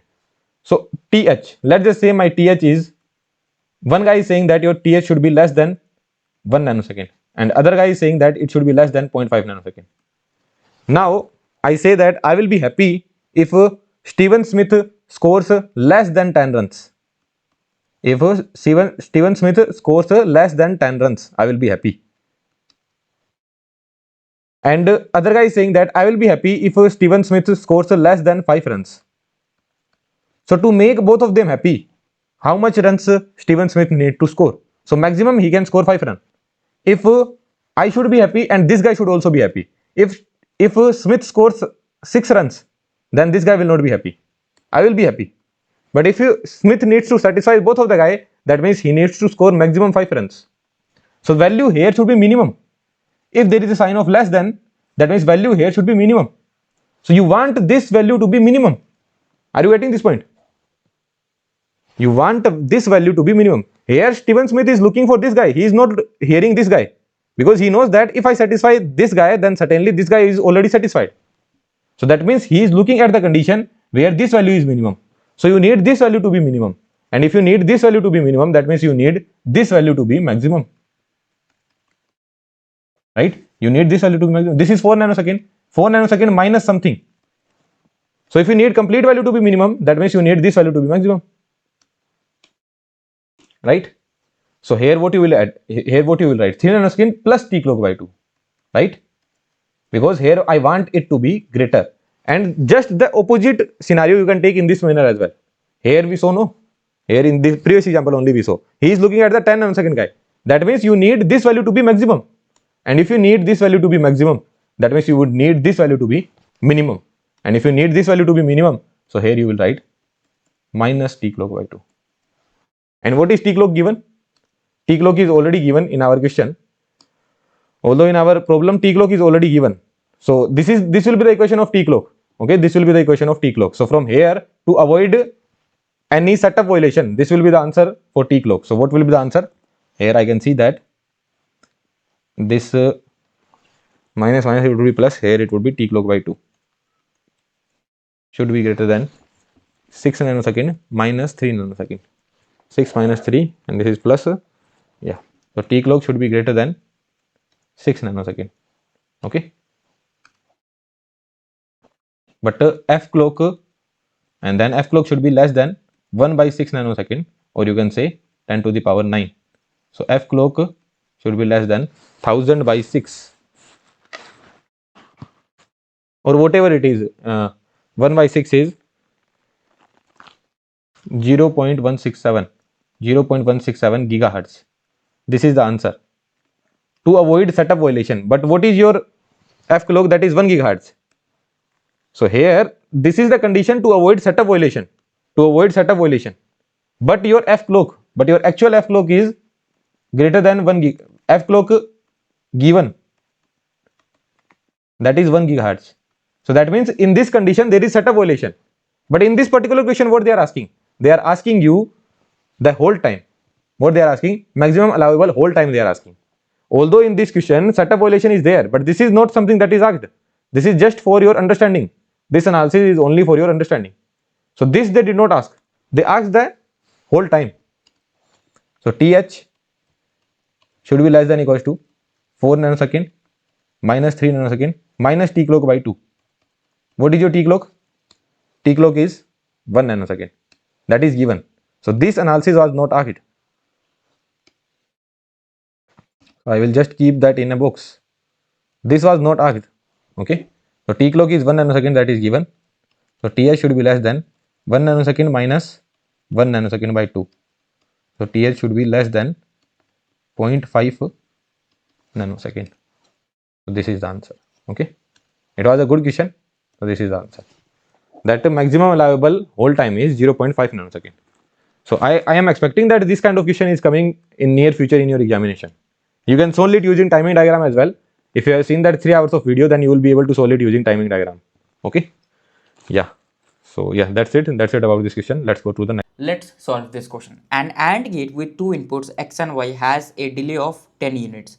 Which Verilog statement correctly describes this behavior? So what is my requirement? My requirement is an AND gate whose delay is 10 time units. So whatever I will give the input, it will reflect in the output after a delay of 10 time units. So the first statement is AND hash 10 A1 out XY. So yeah, this is exactly what we want. We want an AND gate which always will give output after a delay of 10 units. So this first option is absolutely correct, but this is a MSQ because here if you see, they have told that which statement / statements. So this is a MSQ. Now if I see assign hash 10 out x and y. Okay. So if I see assign hash 10 out put x and y, this is also another way of ANDing. So we are ANDing x and y and storing it in output, but we are delaying the assignment by 10 time units. So there is a delay in the assignment of 10 time units. So whenever there will be any change in x or y, it will be assigned to out only after a delay of 10 time units. It will not be instantaneously assigned. So this also is correct option. What about the C option? C option is also looking almost similar. So there is a delay of 10, then assign out equals to x and y. So there is a delay of 10, then assign output equals to x and y. So basically what you understand is that I'm delaying by 10, then I'm assigning instantaneously output of x and y. So these two statements are actually different. How is it different? So this statement is telling me that you delay the assignment by 10 time units. So always x and y will be assigned after a delay of 10 time units. So let's say initially my x and y were 1. Then at t equals to 10 nanoseconds, my x is 1 and y is 0, let's say, or let's say y is also 1. Okay. So this will not for in this statement, it will not instantly reflect in the output. Output will change from initially it was 0, obviously 0 and 1 is 0 only. Output will change from 0 to 1 in after a delay of 10 nanoseconds. After a delay of 10 nanoseconds, then only my output will change. That's it. Okay, so that is the difference in this kind of statement. Here what will happen, initially this assign statement will have a delay of 10 time units. After that, the instant my x or y will change, at the same instant only output will also change. Why? Because there is no delay here. This assign statement, after this assign statement, there is no delay. That's why. Here there was a delay. Every time whenever I write it in assignment, there was a delay of 10 time units. So it used to add a delay of 10 time units. After that only assignment would have occurred. But here, no. Initially there will be a delay of 10 time units. After that there will not be any delay. Same thing is written over here. So assign 10 out x and y means after every 10 time units, if like it delays every update. If x and y changes, then your output will change after 10 time unit. Basically the updated value of out will be reflected after 10 time units. And here this delay execution only once. So here what happens, it starts after 10 time units, then updates immediately after any change in x or y. Okay, because for once, for the first time there will be a delay of 10 time units. After that there won't be any delay.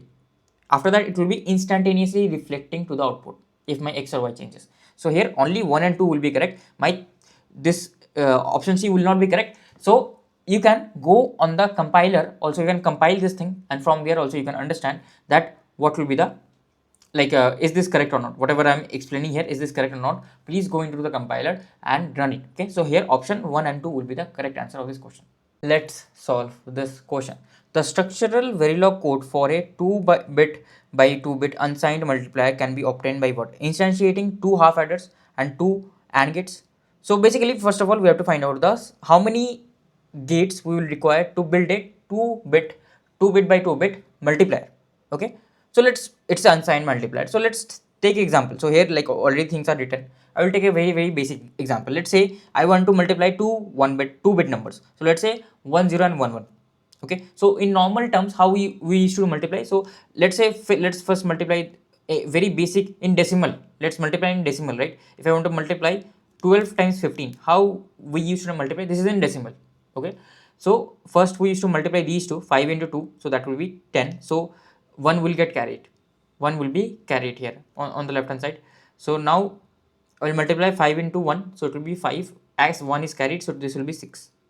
Okay, next I add a cross sign over here because we have moved and multiplying this second term, which is a higher weightage term. That's why there is an extra cross sign here. Then 1 times 2 is 2 here, and 1 times 1 is 1. So ultimately if I add these things up, this is 180. So that's how we do the simple decimal multiplication. So if I do binary multiplication, what will be the binary multiplication? Same, exact ditto, same thing. Okay, so they are also following the weightage procedure, right? So it is 1011. So first I will multiply 1 times 0, this will be 0 only.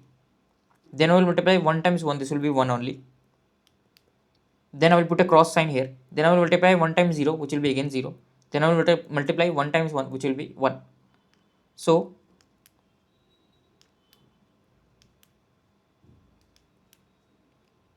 this will be 0, this will be 1, this will be 1. Okay, so 110 is the answer. You know 110 is the answer. Is this correct? Let's check in the decimal number system. So this is actually 2, this is actually 3. So 2 times 3 should be equals to 6, which is exactly this, right? That is 6. So whenever you are multiplying any 2-bit numbers, actually there is a result. The maximum value outcome can be, result can be 4 bits. I can prove it to you. So let's take the maximum values of 2-bit numbers. Maximum values of 2-bit number is 3 and 3. So if I multiply 3 and 3, that is 9. In binary 3 is 1 1, here also 1 1, and in binary 9 is what? 9 is 1 1 1 0 0 1.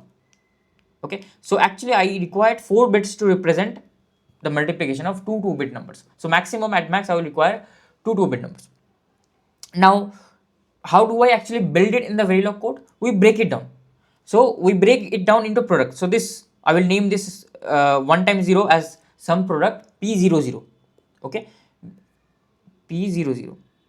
So what we are doing actually? What we are doing? We are simply ANDing, right? This is the AND. 1 and 0 will be simply 0. 1 and 1 will be simply 1.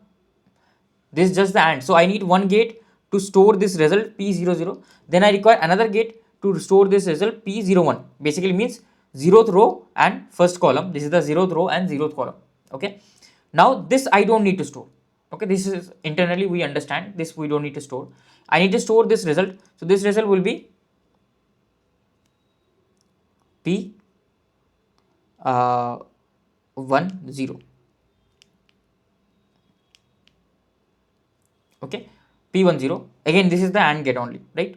And this also is the P11, the like last multiplication basically. So these 4 multiplication I need to store, and at the end I need to add, right? Because I need to add these two numbers and these two numbers, right? Whatever, if I have something here, these two also I need to add.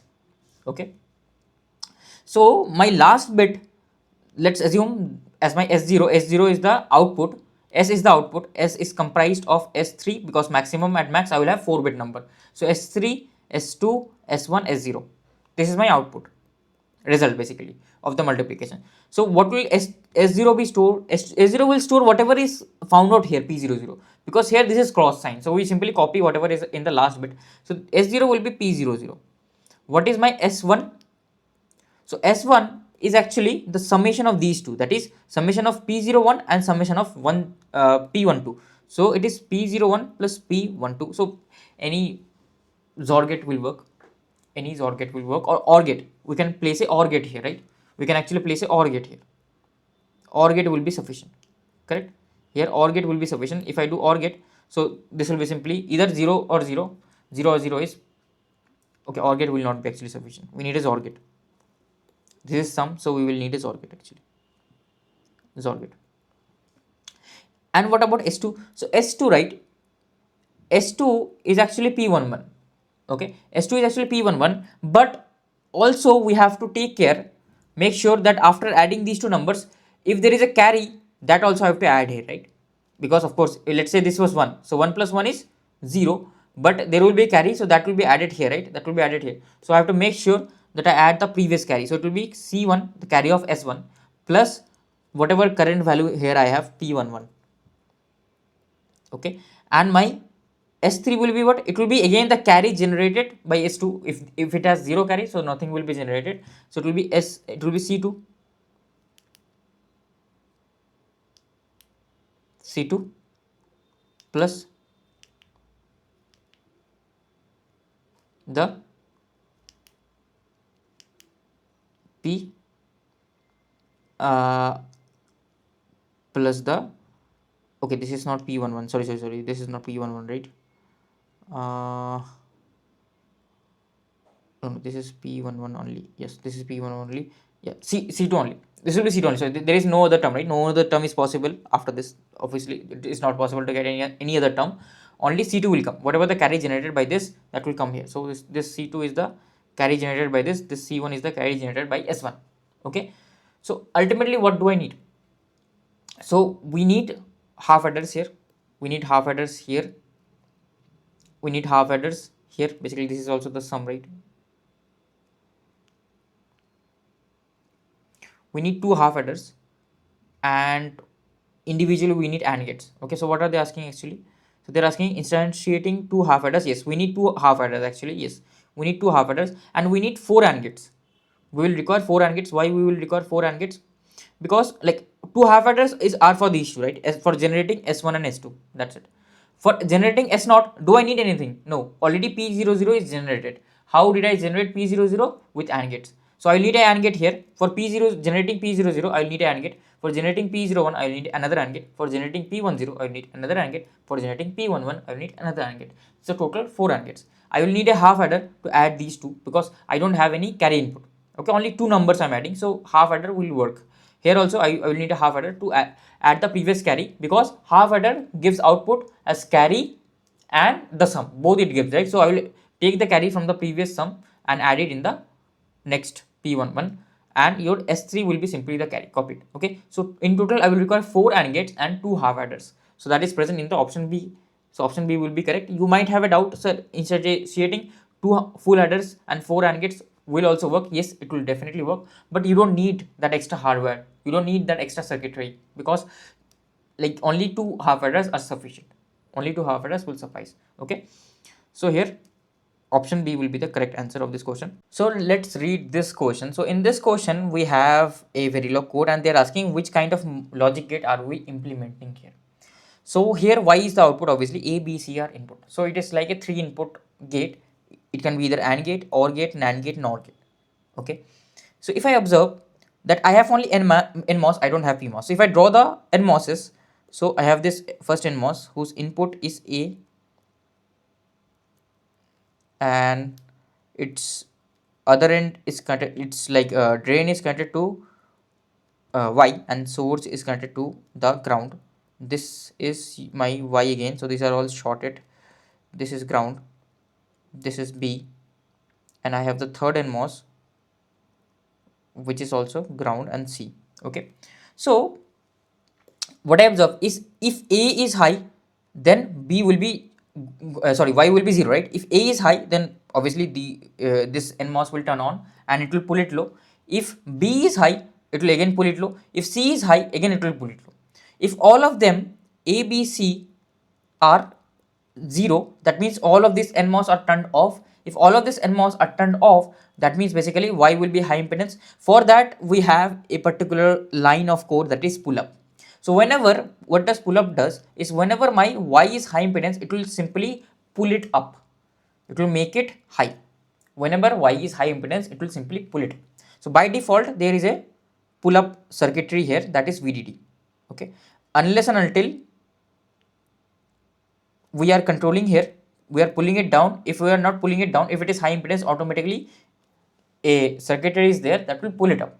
So actually what is happening, so if either of A is 1 or B is 1 or C is 1, any one of them is 1, so my Y is always 0, and if all of them are 0, then my Y is 1.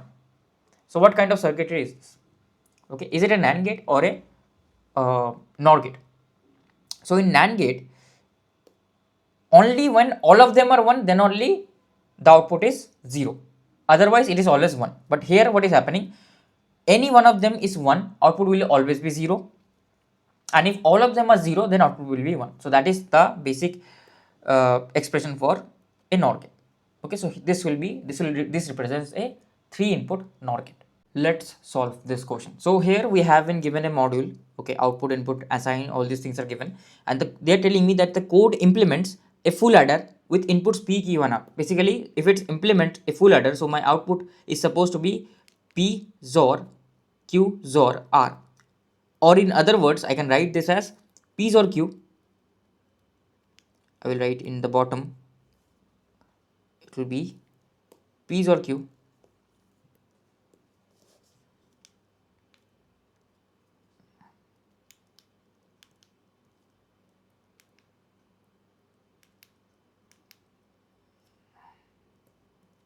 into R bar, or P XOR Q bar into R. Okay, like this. Like we need a expression either which is this or this. Why am I writing it like this? I will explain just in a second. So it is very hard to tackle with unknowns. So all these E, F, D, C, all these are unknown to me. Okay, so let us put few values. Let us check few options. Let us put few values. So if I put few values here, so let's first write down the expression of Y.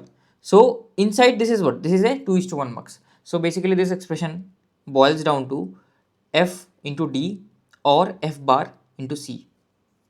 Just a mux, right? 2:1 mux. This one boils down to F into B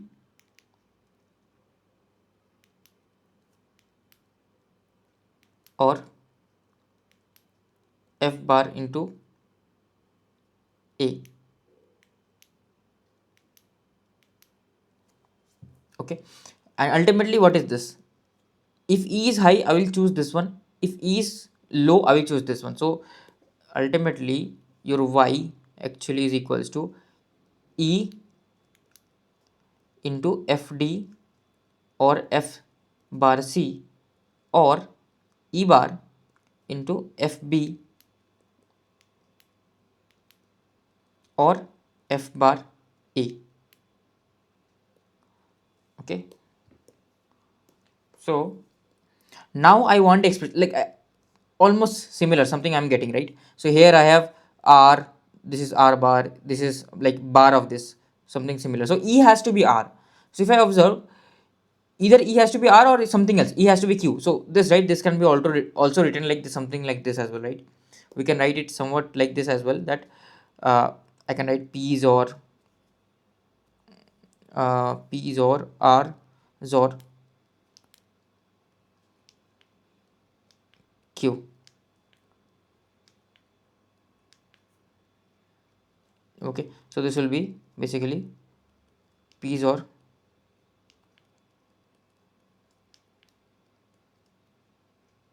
R Q bar or P XOR R bar into Q. Now let's check the options. If I see in the options, my E is always equals to Q no matter what. In all four options, E is always equals to Q. So if I replace E with Q, this will be Q. That's why I change the expression FD or FC or Q bar FB or F bar A. Now let's replace it, right? Let's check each options. Let me check this option. So in this option, let's do for the D and C. So if C is P and D is the complement of P, so C is P, so this will be F bar P and D will be the complement of P. And what is F? F is simply R. So F is R, so this will be R bar P or P bar R. Okay, so this is R XOR P. But do I actually need R XOR P with Q? With Q, do I need R XOR P? If I observe, R XOR P is here, but it is with Q bar. But Q bar is here.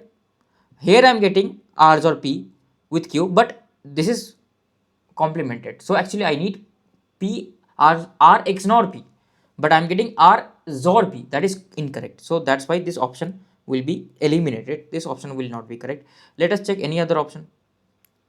Let me check this option 2. So option 2, if I check, we have to replace C with P and D with P.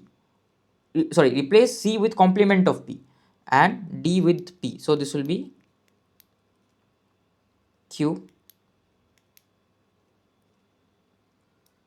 So my F will be R and D will be P.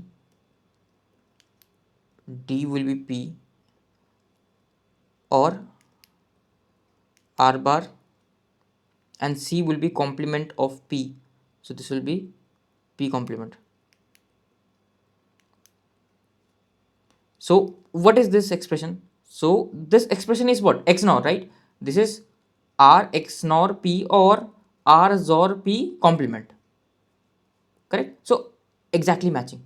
That is what I wanted. And if you just replace this term as well, you will see, yeah, F will be replaced with R and A will be replaced with P. So if I replace A with P, so here I will have P R bar P and B will be replaced with P bar, I guess. Yes, B will be replaced with P bar. So this will be R P bar. So this is basically R XOR P. So which is exactly matching, which is exactly what I need. R XOR P is exactly what I need with Q bar and P XOR R whole complement exactly what I need with Q. So here I will require, like, my answer will be option B. Option B will be absolutely correct in this case. Let's solve this question. This is a common data question like the previous question only. So in the previous question, we derived the expression for this code. Okay, so I will not explain you how have I derived the expression. Please watch the solution of the previous question. So I will just copy and paste the expression y. Now let's read the question. The Verilog code actually implements a carry output. In the previous question, they implemented a some output of a full adder. Now they want me to implement a carry output from this same Verilog code. So what will be the, if the inputs are P, Q and R, what will be the values of A, B, C, D, E, F? So here this is my expression, and I want a carry output. So carry output for a 3 input full adder is something like this. It is AB, or it is, sorry, PQ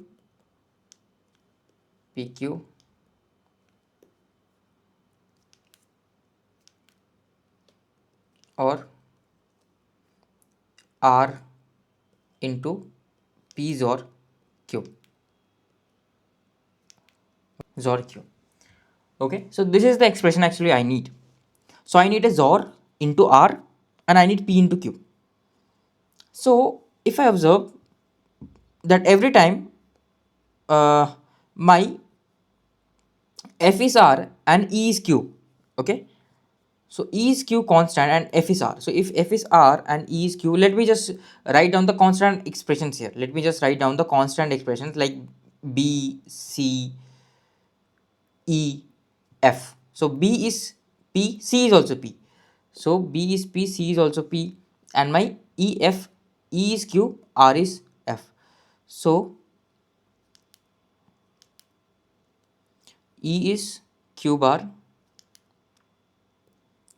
it is Q, F is R, D is like unknown, it is changing, C,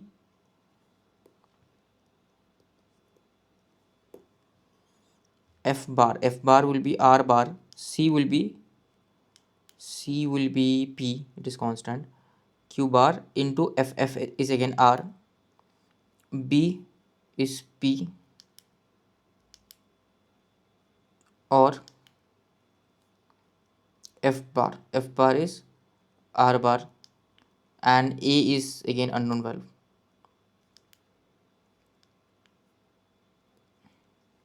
Okay, so now what we can say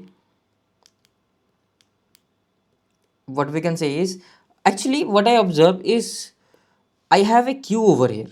So Q is here, but R is not there in common, right? R is actually not there in common. So I will change the expression, This expression can be also swapped, like P and R can also be swapped. There is no problem with that. P and R can be swapped. So this will be P, R, or Q, P XOR R. This is also totally fine. Okay, so why have I done it, you will understand just in a second. So now if I put my A is equals to 0 and D equals to 0, so if A is 0 and D is 0, if A is 0, this is gone, D is 0, this is gone, so it will be R bar into PQ R bar into RPQ bar. So it is PQ, okay, D is also 0, right? Yeah, PQ R bar or PQ bar R. So is this anything useful to us? I guess not. This is just what, this is not anything, this is not useful to me at all. This is not useful. So this expression is not useful. So let's check the option 3, because we know the answer is option 3. You can check the option 2 as well. So if I check the option 3, A will be 0. Okay, so if A is 0, this is gone, but my D is 1 actually. So this will be Q into R bar P, or A is 0, so this is Q R P. Okay, so this will be QR PQR or R bar PQ, and here I have Q bar RP. So actually I need P into R. Okay, so what we can do here, I need P into R. So this is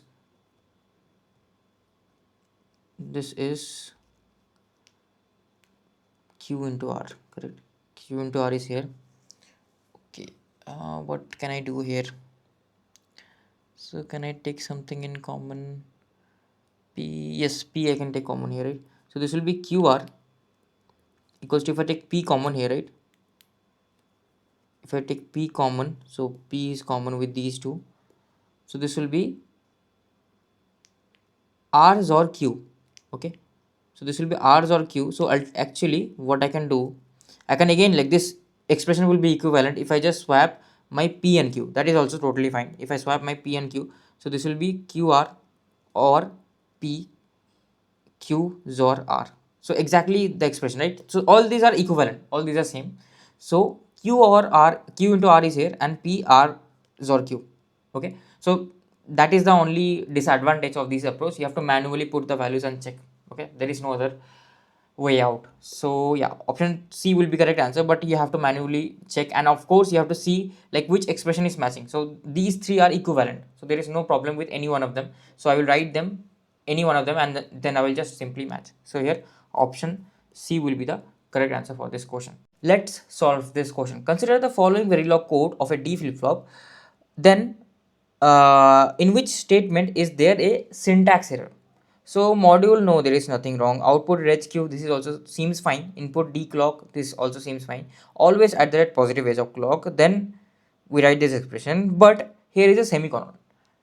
Have you ever remembered writing a semicolon after always same line? No, right? I hope you remember. Either you write begin and end if you have multiple statements, but here I have single statement, so this is totally valid. This is totally valid, but this semicolon is actually not valid. Okay, so here the fourth statement is incorrect. Fourth statement is incorrect because semicolon, we don't use semicolon. So with always block, no semicolon is there, just simple. Without semicolon, simple we write here only. Okay, so I hope you remember the syntax. So here option D will be the correct answer of this question. Let's solve this question. In this question, we have to consider the Verilog module that implements D flip-flop, T flip-flop and 4-bit ripple carry counter. Okay, so we have the D flip-flop and we are making T flip-flop using the D flip-flop, and we are making the ripple counter using the T flip-flop. Okay, so these are all the code. So ultimately, right, actually you don't need to take care of this. Like we are assuming that whatever they have coded is actually correct. So D flip-flop and T flip-flop are actually correct.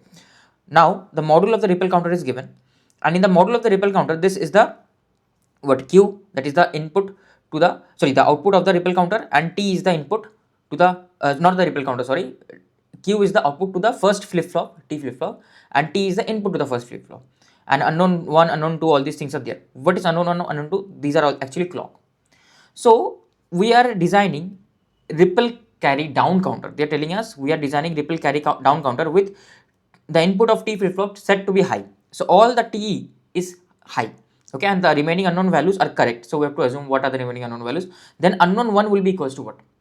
So if you have studied digital electronics, you will remember a circuit somewhat like this. Okay, Himanshu has already taught you ripple down counter, carry down ripple carry counter using T flip flop. So this is an asynchronous counter. So what happens in these kind of cases is the first flip flop has the clock input. Okay, so this clock input is correct. So unknown 1 will be clock only. So the first flip flop will have the clock input. Okay, and then corresponding next flip flop will actually take the output of the previous flip flop. So output of the previous flip flop will come as the clock input to the next flip flop, and T obviously will be set to high. All the T values of the flip flop will be set to high. So flip flop stage 2 will have its clock input as coming out from the previous output of the flip flop, that is Q naught. Same flip flop stage 3 will have its input, clock input, coming from the previous stage input. So here in unknown 1 I will have clock, unknown 2 I will have Q2, unknown 3 I will have Q3, unknown 4 I will have Q4. Okay, not Q4, sorry, this will be Q1, sorry, this will be Q naught, this will be Q1 and Q2. So of course the final one will anyways come out. We don't connect the final one. So like same, so in this question they are asking unknown 1 will be clock. Okay, and in the next question, this is a common data question. In the next question they are asking what will be the value of unknown 2. Same question, right? What will be the value of unknown 2? So unknown 1 is again, it is clock only. Unknown 2 will be Q naught, unknown 3 will be Q1, unknown 2 will be Q2. So unknown 2 will be Q naught. So it will be Q naught. So Q naught is Q of 0 basically. That's 0th bit of the Q array, because it's a like a array, right? Or a vector, you can say it's a vector with 4 bits. So Q0 will be the output of the first T flip flop, that will be coming as the clock input of the next flip flop. Okay, so Q0 will be there, and again same thing. If I just copy and paste this thing, same thing is happening here as well. Okay, Same thing. Again, they are asking what is unknown 4. Unknown 4 will be Q2. So, down counter if unknown 4 is equals to unknown 4, yeah, unknown 4 will be Q2. So, Q2 is present in option 1. So, this also will be correct. So, option 1 will be correct in this question. Let's solve this question. In this question, we have to consider the Verilog module that implements D flip-flop, T flip-flop and 4-bit ripple carry counter. Okay, so we have the D flip-flop and we are making T flip-flop using the D flip-flop, and we are making the ripple counter using the T flip-flop. Okay, so these are all the code. So ultimately, right, actually you don't need to take care of this. Like, we are assuming that whatever they have coded is actually correct. So D flip-flop and T flip-flop are actually correct. Now the module of the ripple counter is given, and in the module of the ripple counter, this is the what Q, that is the input to the the output of the ripple counter, and T is the input to the not the ripple counter, sorry, Q is the output to the first flip flop, T flip flop, and T is the input to the first flip flop. And unknown 1, unknown 2, all these things are there. What is unknown 1, unknown 2? These are all actually clock. So we are designing ripple carry down counter. They are telling us we are designing ripple carry down counter with the input of T flip flop set to be high. So all the T is high. Okay, and the remaining unknown values are correct. So we have to assume what are the remaining unknown values. Then unknown 1 will be equals to what? So if you have studied digital electronics, you will remember a circuit somewhat like this. Okay, Himanshu has already taught you ripple down counter, carry down ripple carry counter using T flip flop. So this is an asynchronous counter. So what happens in these kind of cases is the first flip flop has the clock input. Okay, so this clock input is correct. So unknown 1 will be clock only. So the first flip flop will have the clock input. Okay, and then corresponding next flip flop will actually take the output of the previous flip flop. So output of the previous flip flop will come as the clock input to the next flip flop, and T obviously will be set to high. All the T values of the flip flop will be set to high. So flip flop stage 2 will have its clock input as coming out from the previous output of the flip flop, that is Q0. Same, flip flop stage 3 will have its input, clock input, coming from the previous stage input. So here in unknown 1 I will have clock, unknown 2 I will have Q2, unknown 3 I will have Q3, unknown 4 I will have Q4. Okay, not Q4, sorry, this will be Q1, sorry, this will be Q0, this will be Q1 and Q2. So of course the final one will anyways come out. We don't connect the final one. So like same, so in this question they are asking unknown 1 will be clock. Okay, and in the next question, this is a common data question. In the next question they are asking what will be the value of unknown 2. Same question, right? What will be the value of unknown 2? So unknown 1 is again, it is clock only. Unknown 2 will be Q0, unknown 3 will be Q1, unknown 2 will be Q2. So unknown 2 will be Q0.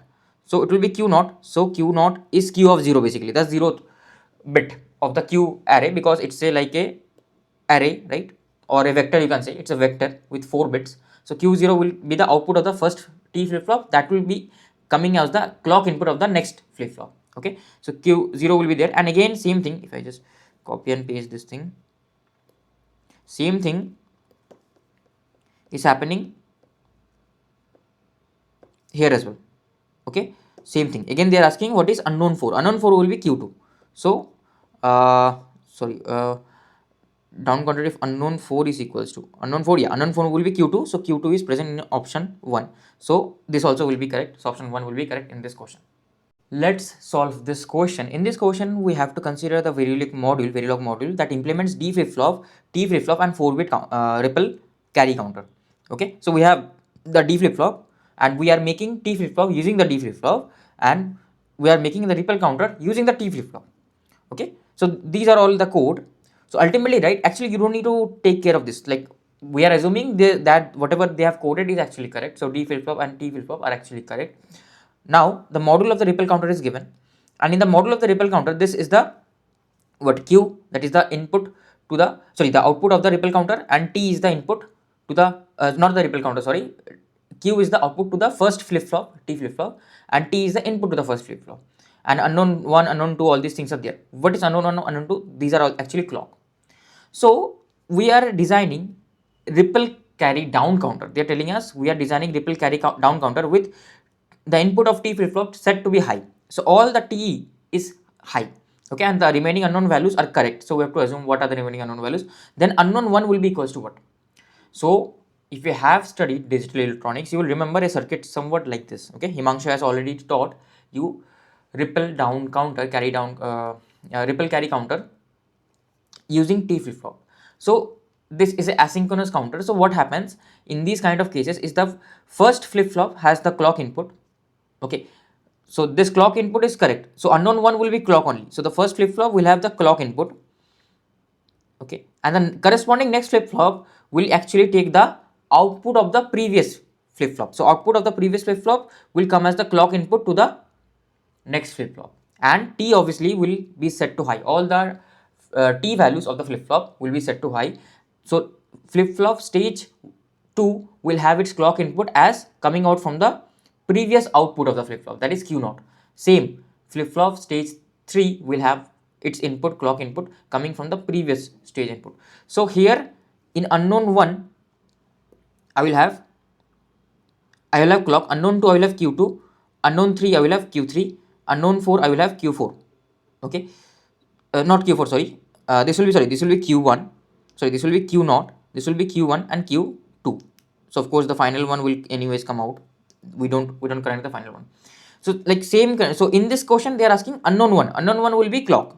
Okay, and in the next question, this is a common data question, in the next question they are asking what will be the value of unknown 2, same question, right? What will be the value of unknown 2? So unknown 1 is again, it is clock only, unknown 2 will be Q0, unknown 3 will be Q1, unknown 2 will be Q2. So unknown 2 will be Q0.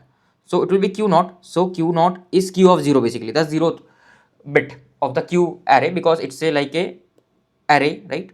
Or a vector, you can say. It's a vector with 4 bits. So Q0 will be the output of the first T flip flop, that will be coming as the clock input of the next flip flop. Okay, so Q0 will be there, and again same thing, if I just copy and paste this thing, same thing is happening here as well. Okay, same thing, again they are asking what is unknown 4. Unknown 4 will be Q2. So sorry, down counter if unknown 4 is equals to unknown 4, yeah, unknown 4 will be Q2. So Q2 is present in option 1. So this also will be correct. So option 1 will be correct in this question.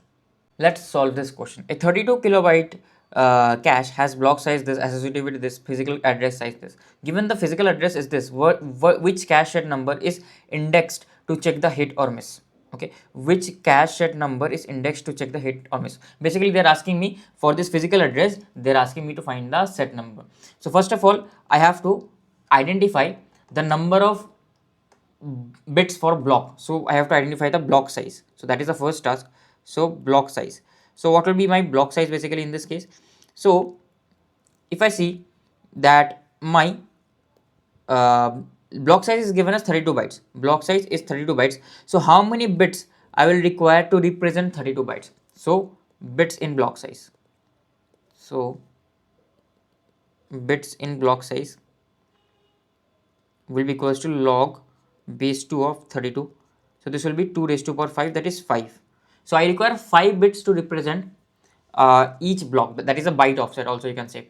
Now how many number of sets do I have? Number of sets, if you remember the like, don't have to remember the formula, just remember the concept that it was totally like what is my total size of cache memory? Total size is 32 kilobytes. So if I divide 32 kilobytes by the total number of blocks and the associativity, that will give me the total number of sets. This I have explained in the concept. You can go and check out that video of where I have explained the cache mapping in the video and the second lecture of cache mapping. So number of sets will be total number of cache memory size, that is 32 into kilobytes, that is 2 raised to power 10, divided by the block size, that is 32 bytes, into the associativity. In this case the associativity is 32. In this case the associativity is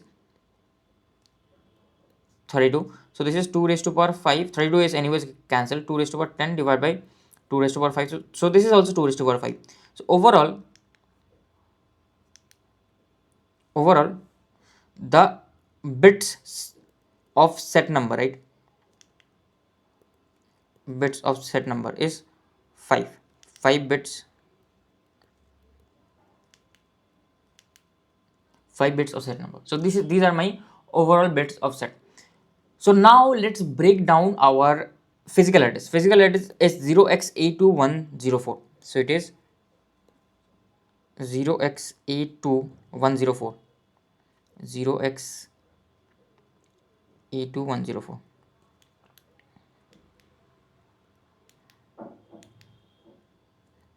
So this will be equals to, now I will go from backwards, right? So what is 4? 4 is like, we have to convert this into binary, 0 1 0 0, then 0 is 0 only, 0 0 0 0, and I just need another bits. So this will be 1 0 0. I think that's it. That's it. I don't need to even need to convert these two bits, right?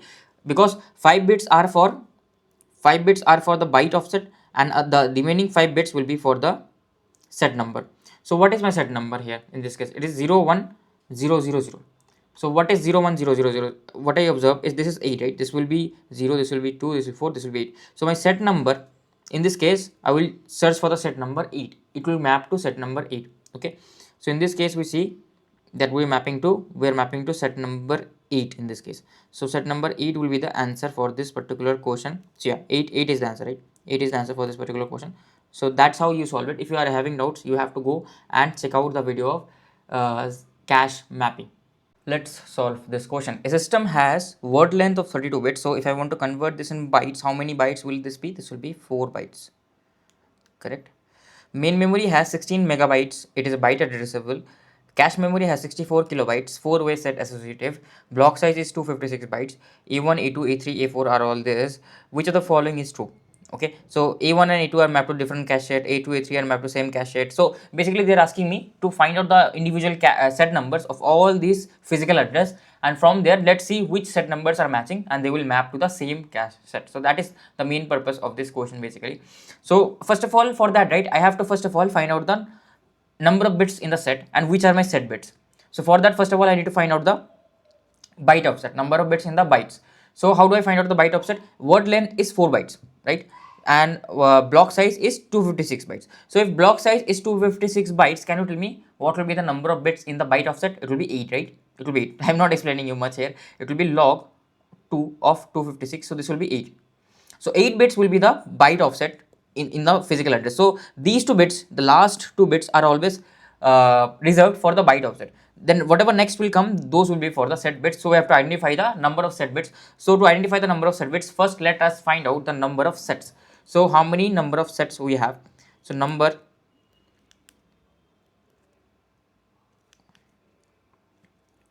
of sets. So number of sets.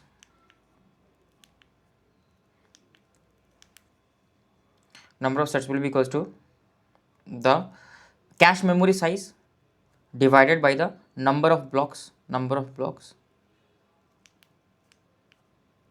into the associativity.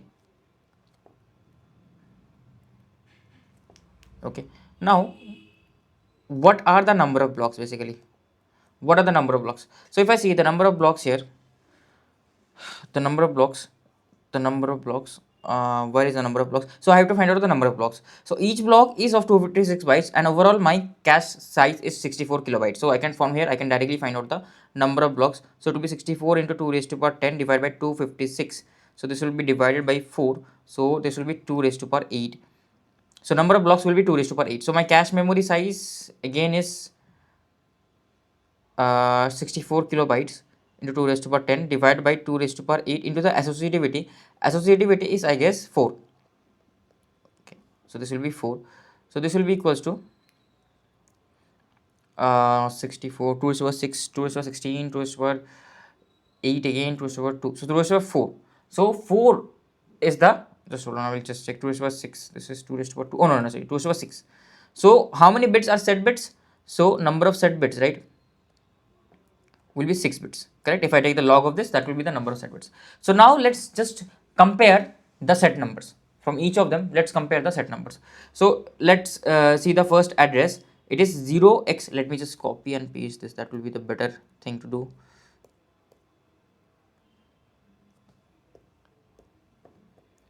So let's first of all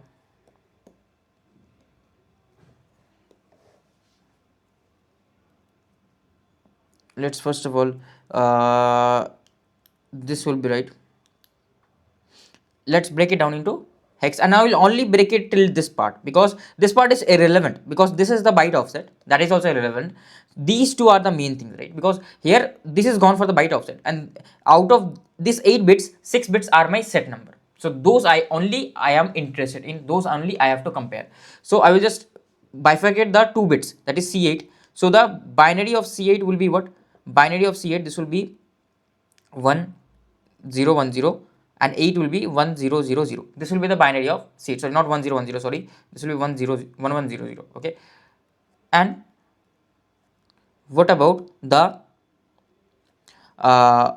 binary of 6 8? Binary of 6 8 will be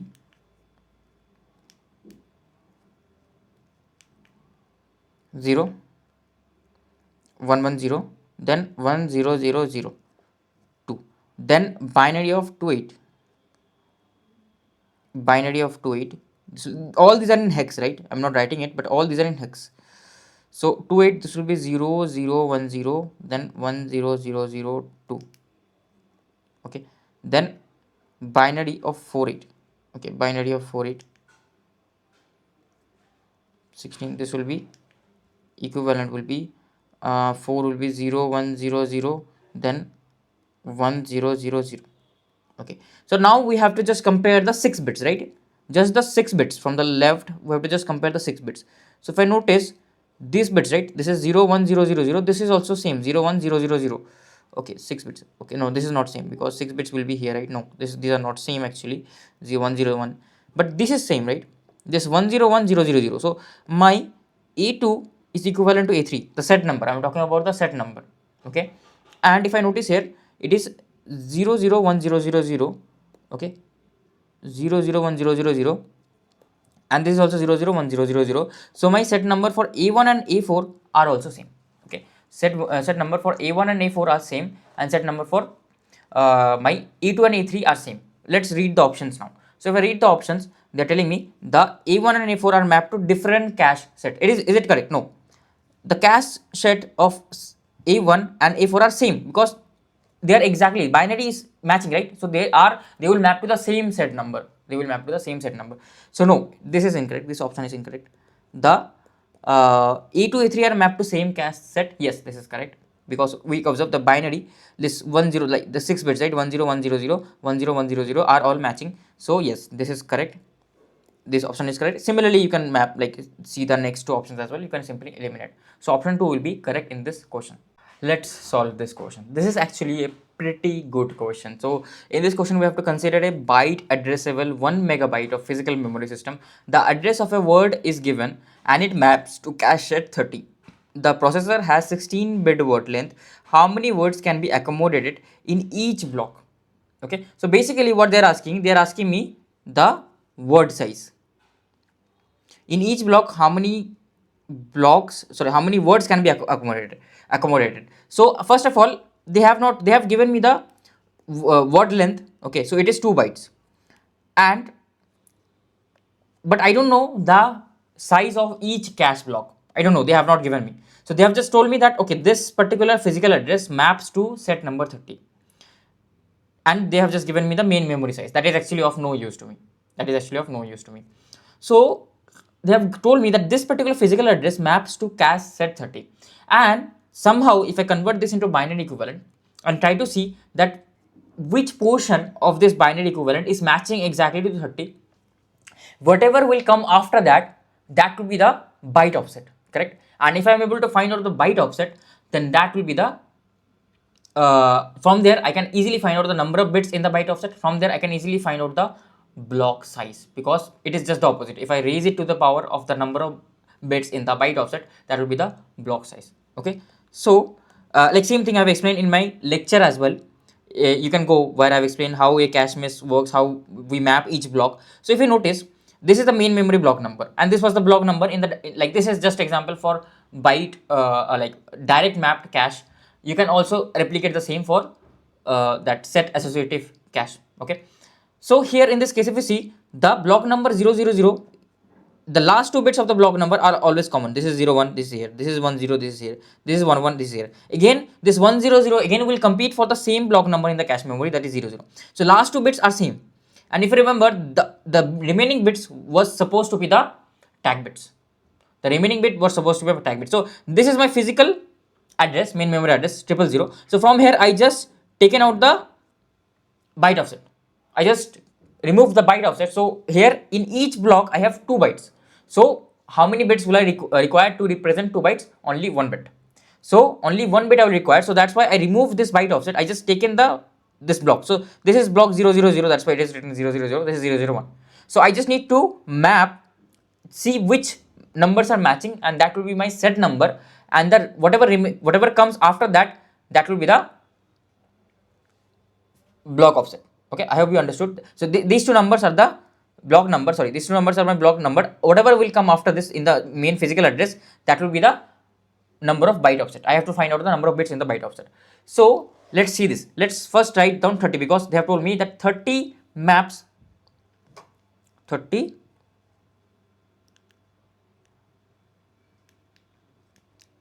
maps to set number 30 maps to whatever address they have given me. So let us first write the binary of 30. What is the binary of 30? So it is 20, not 20, sorry, this is 16 plus 8 plus 4, 20, 28 plus 2. Okay, 16 plus 8 plus 4 plus 2.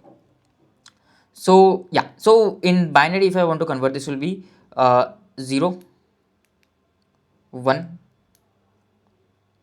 then this will be 0 1 1 1 and then 1 as well. So this is my set number, right? What is my physical address? Physical address, main memory address, is 0xAB8F2. So 0xAB8F2, 0xAB8F2, 0xAB8F2. So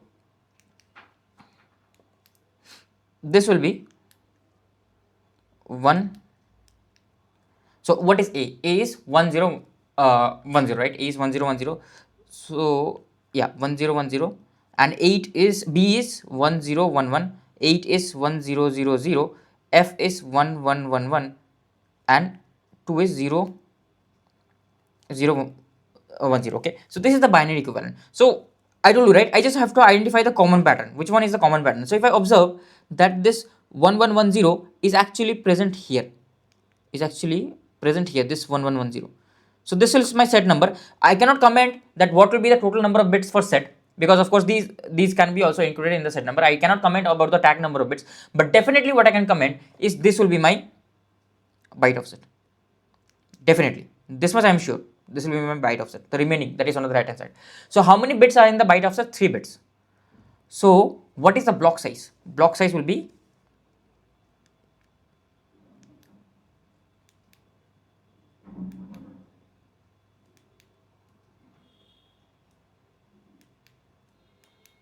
2 raised to power 3, that is 8. So each block consists of 8 bytes, and they are asking me in each block how many words can be accommodated. So what is the word size? Word size is 2 bytes. So number of words in a block, number of words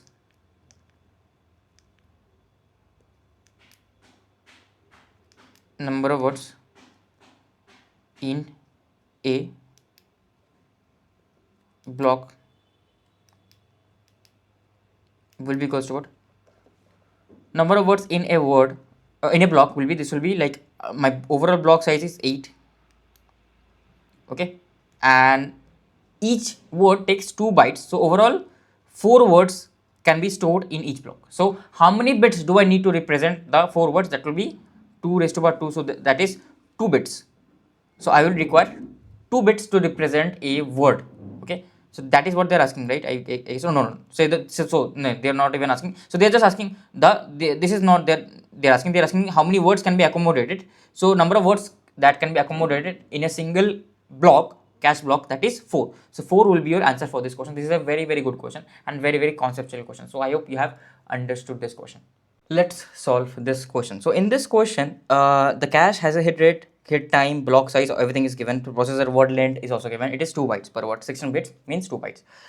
During a cache miss, it takes X nanosecond to fetch the first word, and all other words it takes only 5 nanoseconds. So because initially we have to go to the main memory, so it might take a bit of longer time. So it takes X nanoseconds, and after that the connection is already made. So fetching the next words, it will not take me much time. It will only take me 5 nanoseconds.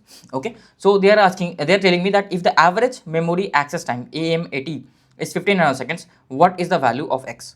What is the value of X? Okay.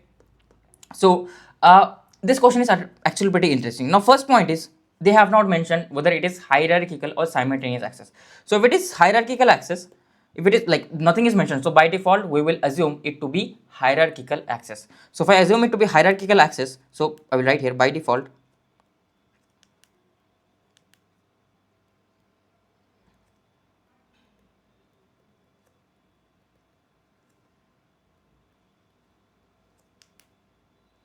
access. Okay, so T average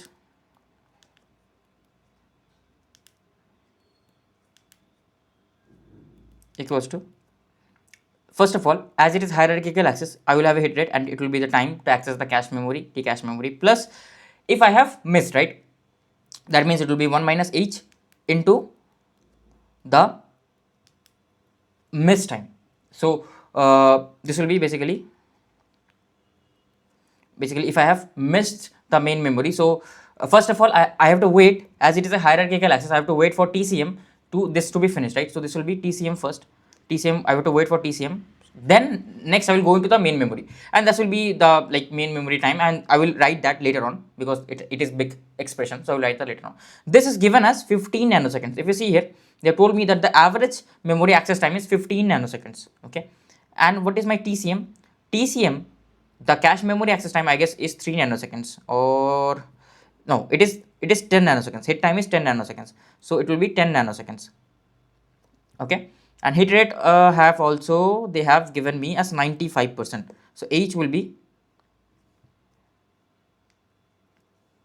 0.95.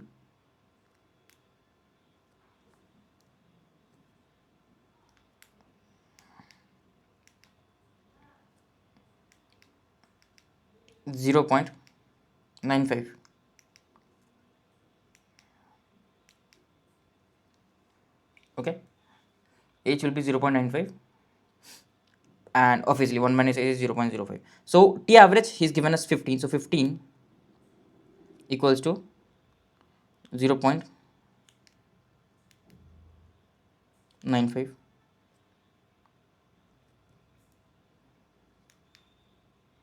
10 plus 0.05 into 10 plus T main memory. So T main memory, like now the question comes. So what will be the access time for the main memory? So here I observe that my block size is 32 bytes, because if I am doing some cache memory data transfer, it will be block by block, right? And the processor word length is 2 bytes. To fetch each word, first word, it takes me X nanosecond. To fetch the subsequent words, it will take me 5 nanoseconds. So how many words do I have in this block? Because overall I have to transfer the whole block from the main memory to the cache memory. So number of words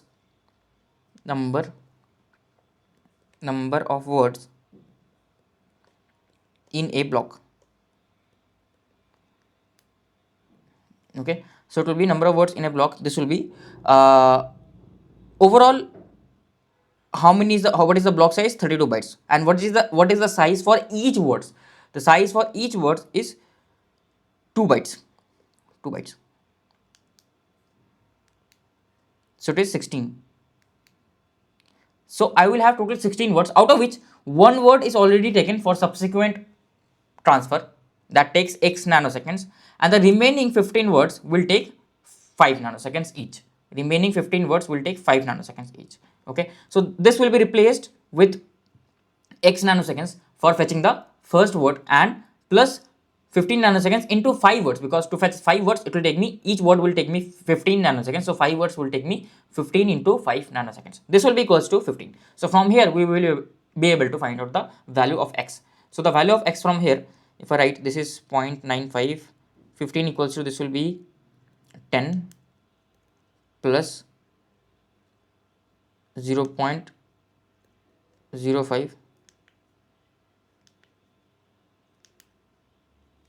0.05x. Okay, plus point, okay, 75 into 0.05, so this is like 5 divided by 10, 1 by 20, 1 by 20. So 15 into 5 divided by 20, so this will be 4, so this will be 3.75, something like that, 3.75 I guess, something. Or this is also x by 20, right? So this will be, if I take this on 5 equals to x by 20, okay, let me keep this 20 only, 75 by 20, okay, this will be x plus 75 divided by 20, so x will be equals to 25 nanoseconds. So initially, when I will bring the first word from the main memory to the cache, it will take me 25 nanoseconds. So 25 will be the correct answer of this question. So let's solve this problem. A cache has initial hit time of 10 nanoseconds, initial hit rate of 60%, okay, and the optimized hit time is this, optimized hit rate is this. Basically, after changing few things, the hit time and hit rate are increased. Basically, hit time is increased, but the hit rate is also increased. So it is actually better. We don't have to always go into the main memory. So they are asking the average memory access time decreased by 10%. If I do these optimizations, the average memory access time is decreased by 10%. The miss penalty is unchanged. The miss penalty is unchanged. Basically, the penalty, basically the time consumed whenever there is a cache miss, that is unchanged. So they are asking me to find out the value of miss penalty. So again, nothing is mentioned whether it is hierarchical or simultaneous. So I will assume it to be hierarchical. Assume it to be hierarchical.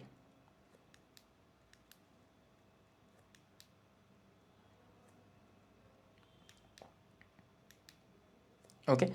So if we assume it to be hierarchical, so my like what will be the average access time? Average access time will be, first of all, if it's a hit, it will be h into t hit plus 1 minus h into the, it is hierarchical, so I have to wait for the hit time as well, that will be th plus the miss penalty, whatever that extra time I have to give to access the main memory. So let me name it as miss, t miss. Okay, this is my formula. So what they have told me, that they are doing few modifications. So initially my hit rate was 60% and my hit time was 10 nanoseconds. So my hit rate was 60% and my hit time was 10 nanoseconds. So t average equals to hit rate. Hit rate is 60%. 60% is 0.6.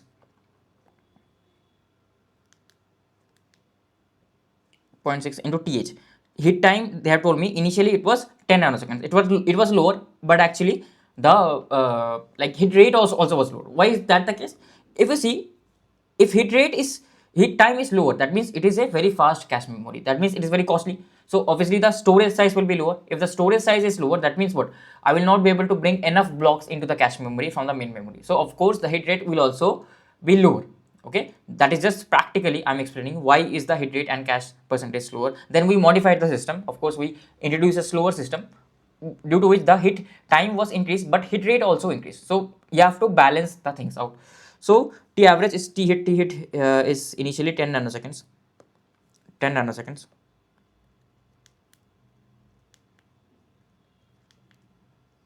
Okay, plus the 1 minus h. 1 minus h is 0.4 into t hit. T hit is 10 plus t miss. T miss I don't know. T miss is the unknown variable. Now they have told me that this is the average time. Like this is the average memory access time. So in the second case, if I change my memory system and the hit time is 15 nanoseconds and optimized hit rate is this much, so the average memory access time will be decreased. So it is better, right? Average on an whole, the average memory access time is decreased by 10%. So previously if it was t average, now it will be 0.9 into t average. So it will be 0.9 into t average. Okay, so now the hit rate also has increased. It is 0.7, right? 70% means it is 0.7, but the hit time also has increased. That is 0.7 into 15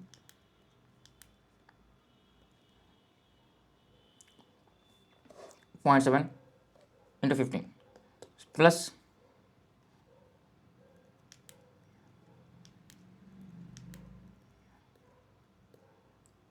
0.3 15 plus TMIS, right? So now I can just take the ratio because I have to ultimately find out the TMIS, the penalty time. I will just take the ratio and find out TMIS, right? So if I take the ratio, this is 1, this is, let's name it as 2, let's name it as 1. Okay, so 2 by 1 will be equals to 0.9 T average divided by T average. This will be equals to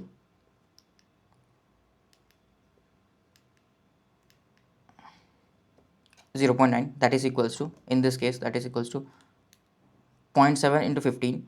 So it is 0.7 into 15 into 0.3 into 15. So this will be 15 only, plus 0.3 into TMIS divided by, this will be 10 plus 0.4 into TMIS. Okay, so now we will calculate the value. So this will be 9 plus 0.4, so that is 0.36 into TM, that is equals to 15 plus 0.3 into TM. So this value, right, this will be 0.06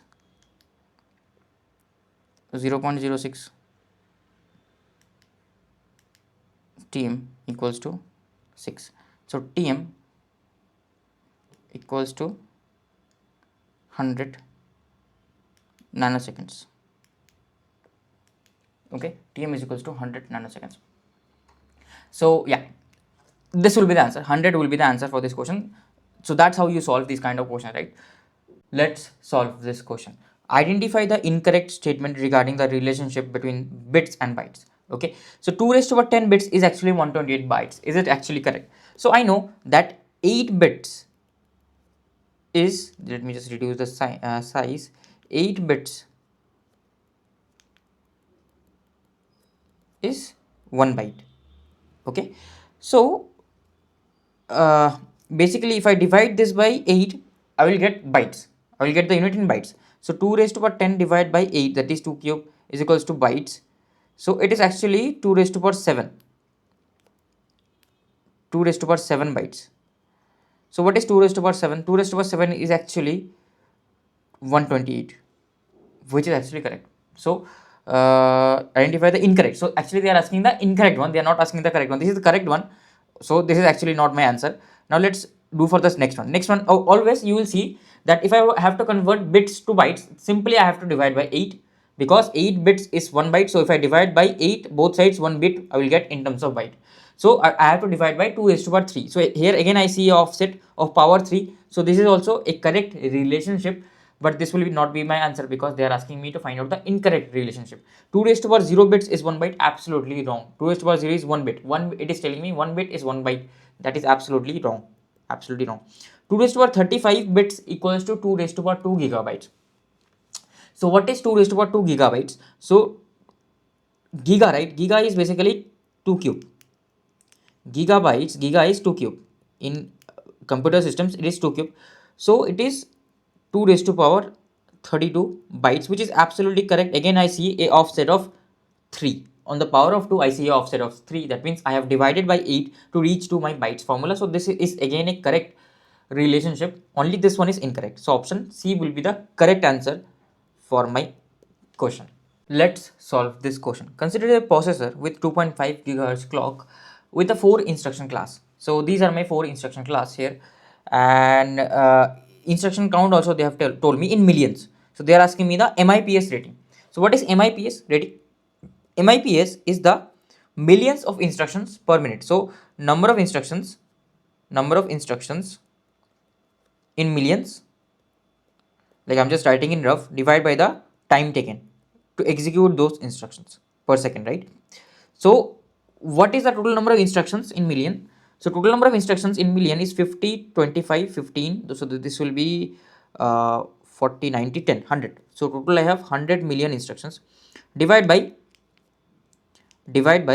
the total time taken. So each, like these class A type of instruction has CPI as 1.5 and instruction count is 50. So what is the total time taken? So total time taken will be CPI is what? Cycles per instruction.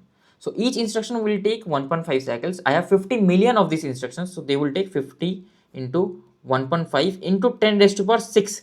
Why? Because this is 50 million, right? That's why I have to convert this in number of instructions. So this will be 10 raised to power 6. This will be, of course, into t clock is there, that is the total time taken. This will give me the total time taken. This is the number of cycles, and into t clock for each cycle will give me the total time taken, plus this 25 into 1 into 10 raised to power 6. So 10 raised to power 6 will be with everything. So ultimately this will come out to be, if I take common as 10 raised to power 6, t clock also if I take common, this will be 15 to 1.5. So this will be 75 plus 25 plus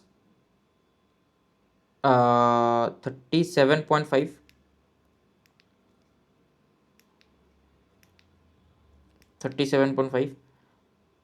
plus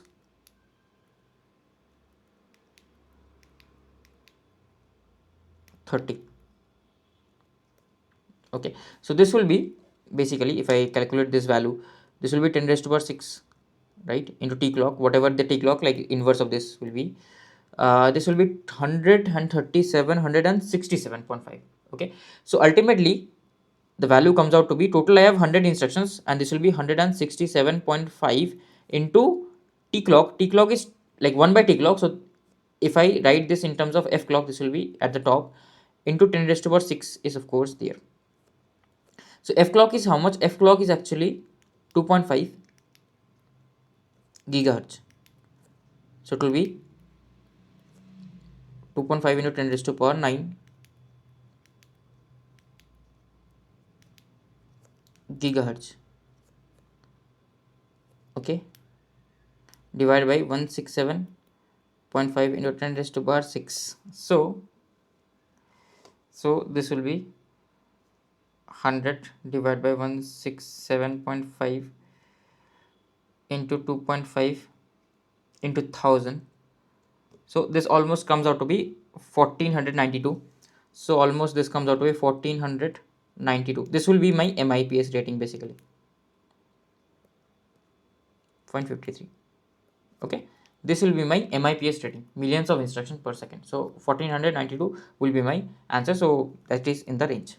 Let's do this question. Consider two machines executing the same program. Average CPI is 3 and machine B has this much CPI. Okay, so what should be the clock rate of machine A so that both machines have same performance? Okay, so we want the performance to be same. If you want the performance to be same, basically their execution time must be same. So T execution of machine A must be equals to T execution of machine B. Because we want the performance to be same, of course we want them to finish the program in the same amount of time, the same program in the same amount of time. Now they're telling me that machine A has an average CPI of 3. And let's assume that the instructions of program in the machine A is IA. So so my TXA, right? TXA will be what? TXA will be equals to IA into the time taken by each period T clock of A, machine A. Okay, and okay, average CPI is 3 cycles per instruction. So okay, I have to multiply the number of cycles as well, right? CPI as well, average CPI also I have to multiply. So total number of instructions multiplied by the CPI, that is 3. So this will give me the total number of cycles, and if I multiply that with T clock A, that will give me the time consumed in those number of cycles. What about the T execution B? So T execution B, if I see, average CPI is 1.5. okay, let's assume, also they are telling me that it executes 10% fewer instructions. So if my machine A has executed IA number of instructions, machine B will execute 0.9 IA, 10% fewer instructions, multiplied by the clock rate. They have given me as 1.5 gigahertz. I have to multiply by T clock. So it will be inverse. It will be inverse basically. Or for now, let's keep it at t clock b. Now they're asking me what should be the clock rate of machine A. I will calculate that. So first thing is these two must be equal because their performance is same.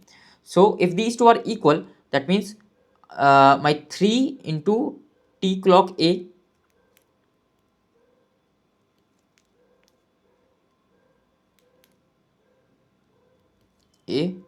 will be equals to this is 0.9, 1.5, so 1.5, 1.35,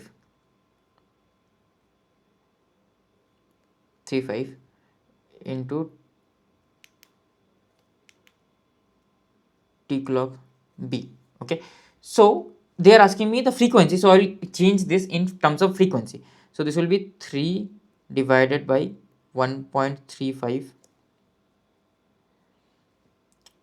and this will become here f clock b, and that will be f clock a.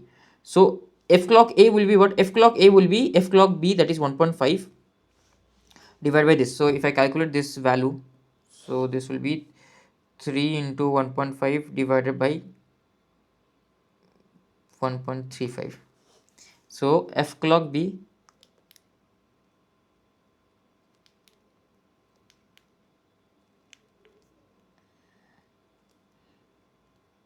f clock a will be equals to 3.33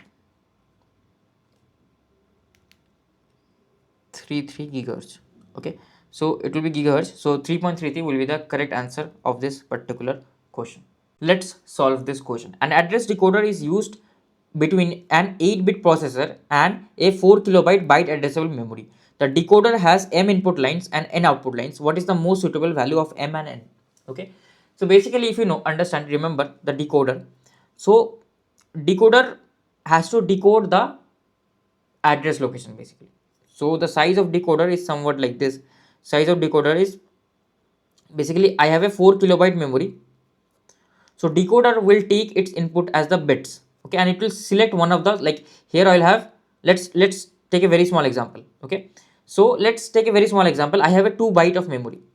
So if I have 2 bytes of memory, so let's say it is byte addressable. So this will be memory location 0 and 1. This is my memory, right?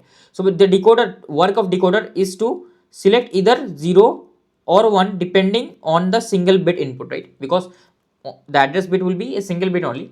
So depending, if it is 0, I will select a the first cell. If it is 1, I will select the second cell. So what is the size of the decoder here? It is 1 is to 2 raised to power 1. Same if I take a bigger memory. So let's say I have 4 bytes now.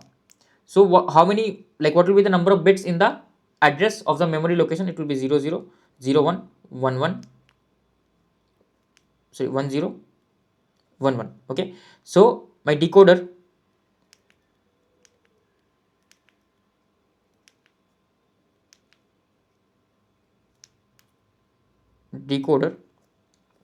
will be like 4 is to 1, right? Not 4 is to 1 exactly. This will be, there will be two inputs because there are 2 bits as the address input. So this will be bit 0, bit 1, and I will select depending on the values of bit 0. If it is 0 0, the decoder will select the first one. If it is 0 1, the decoder will select the second one, and third one, and fourth one, and so on. So same concept we will apply here. So if it is a like 4 kilobyte memory, how many number of bits I will need? Okay, it is a byte addressable, so each cell has byte. So how many bytes I have? Total I have 4 kilobytes, right? 4 kilobytes. So 4 kilobytes, so basically this will be 2 raised to power 2 into 1 kilo is 2 raised to power 10. So 2 raised to power 10 bytes. So how do I convert it into number of bytes? How many bytes, like, sorry, what is the number of bits to represent the address? Simply take the log of this, right? So here also, if you would have noticed that here I have 2 bytes of memory. If I take log of 2, that gives me 1. Here I have 4 bytes of memory. If I take log of 4, that gives me 2. Same concept I will apply here. Log of base 2 of 2 raised to power 12. So that will give me 12 bits.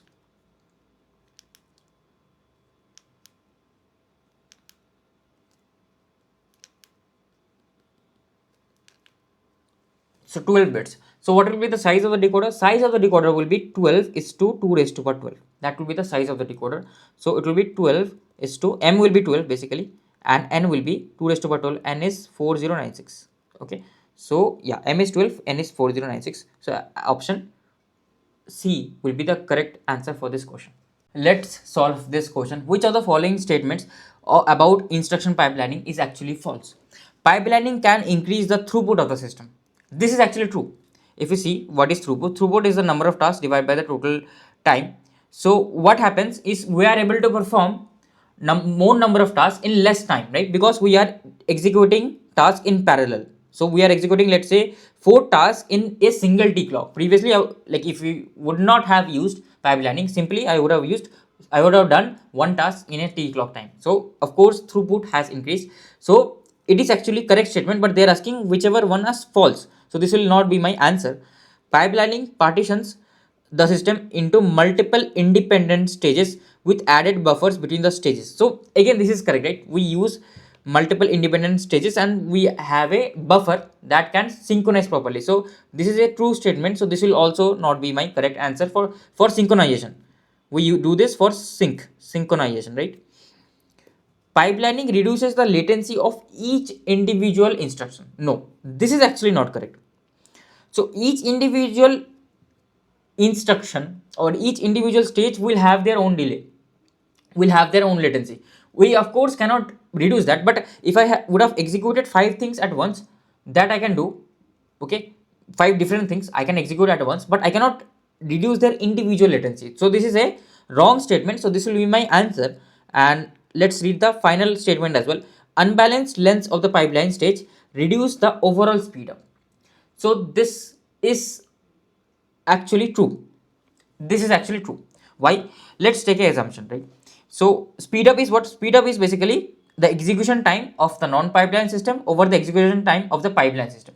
So if you remember, the execution time of a pipeline system is what? Execution time of a single instruction. So here, let's say if I had like 5 fetch, decode, execute, memory write, these 5 tasks I had. So if it was non-pipelined, simply it would have been if each task would have taken T clock time, it would have been 5 into T clock for non-pipelined.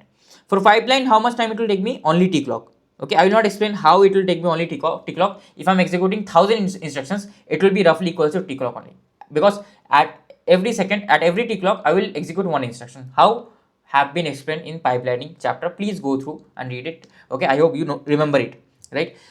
Now what they're telling me that if they are unbalanced, now what I assumed was all these stages were actually balanced. All of them took T clock time. Let's assume that one of them took 1.2 T clock.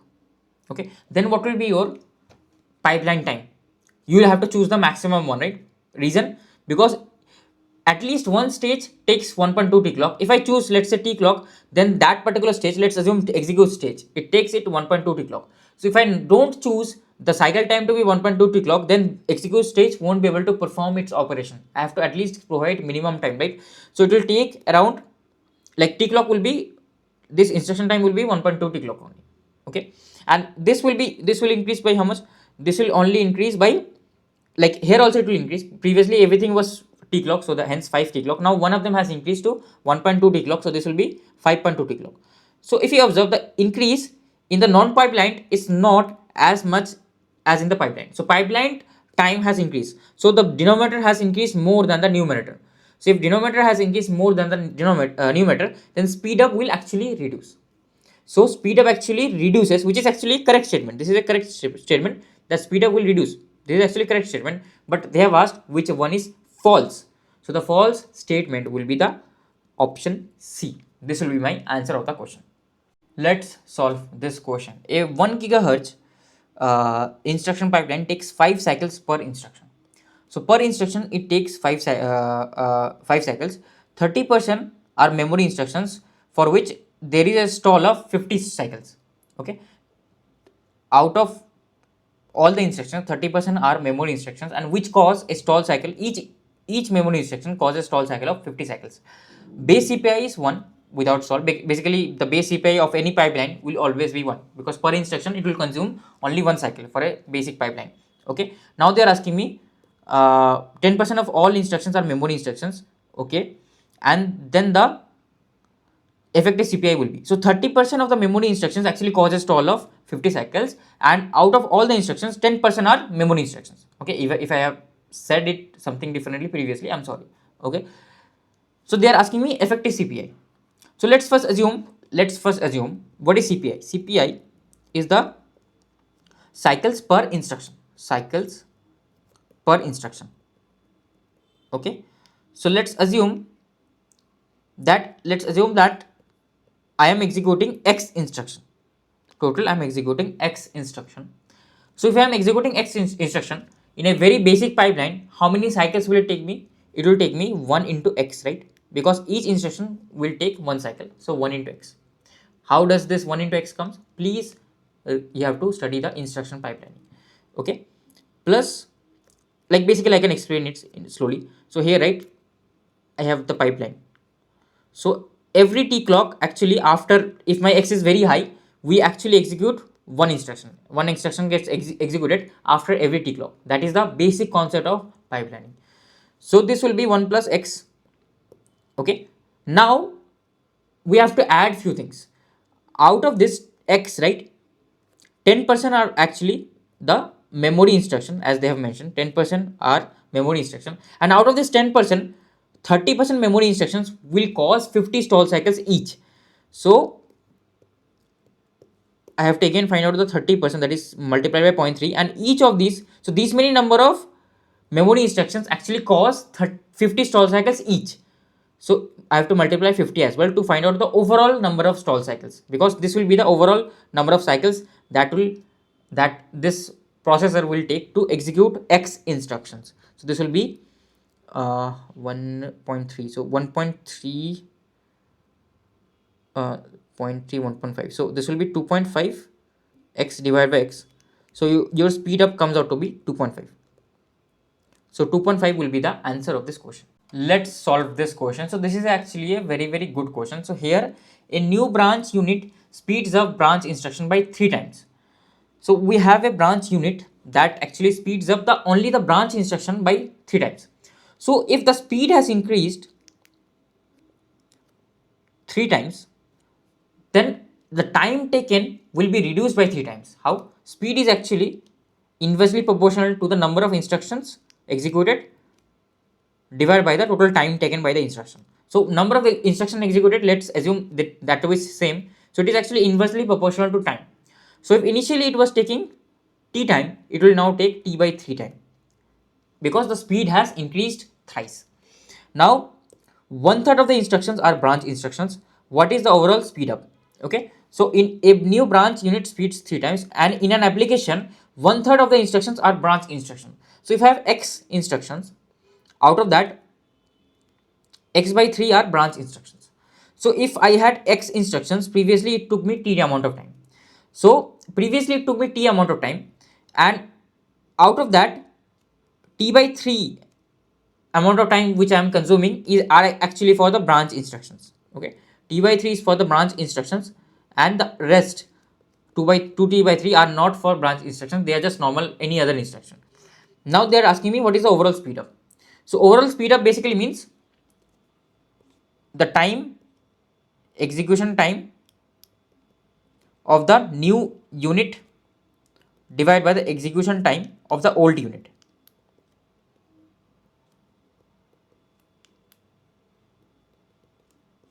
Okay, so execution time of the new unit,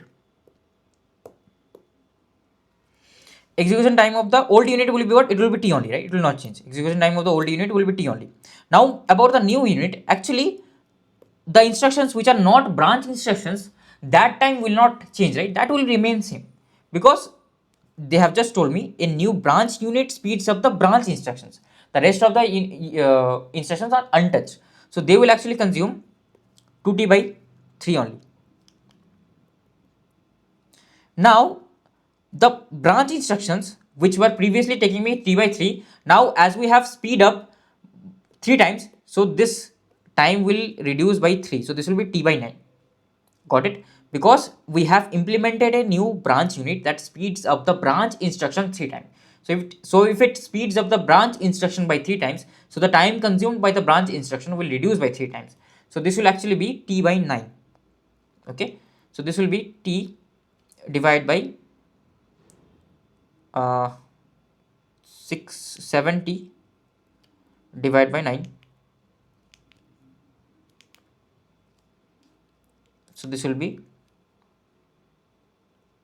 9 by 7.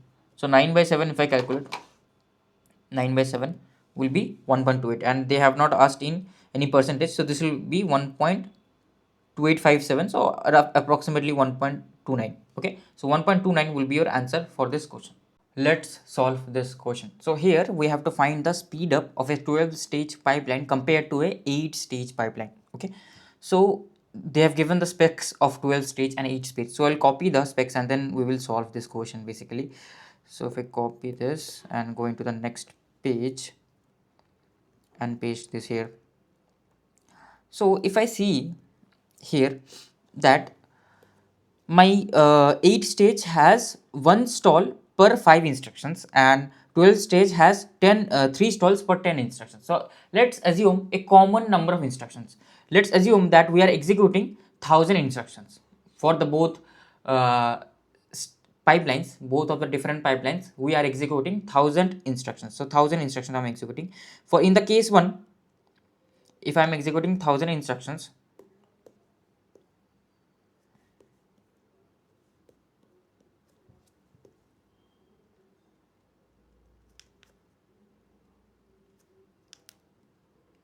case 1,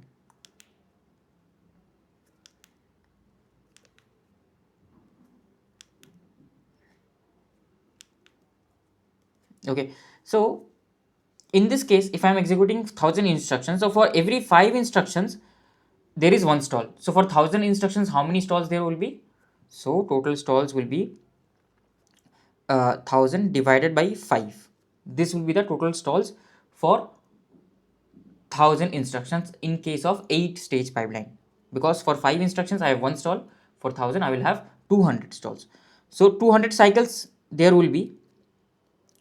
Then additionally, of course, it is a 8 stage pipeline. So how many cycles will it take to finish the 1000 instructions, right? It is a 8 stage pipeline, so it will take 1000, because for each instruction it will take 1 cycle plus 8 minus 1, that is the number of stages minus 1. This I will not explain, this we have learned in pipelining in the first lecture itself, so I will not explain how am I writing this. Okay, I will not explain this. So this many number of total cycles I will consume. Also there is a third point, that out of this 30% instructions are branch instructions, and out of the 30% instructions 10% are mispredicted. So we are doing some branch prediction, and out of those branch predictions 10% are misprediction, 10% are mispredicted. Due to those, what is happening is that we have a misprediction penalty. We have a misprediction penalty, that is of 2 cycles. We have a misprediction penalty of 2 cycles. So I have 1000 instructions plus additional penalty there will be. So these are the stalls. These are the actual cycles that is required to finish 1000 instructions, and these are the penalty, branch penalty.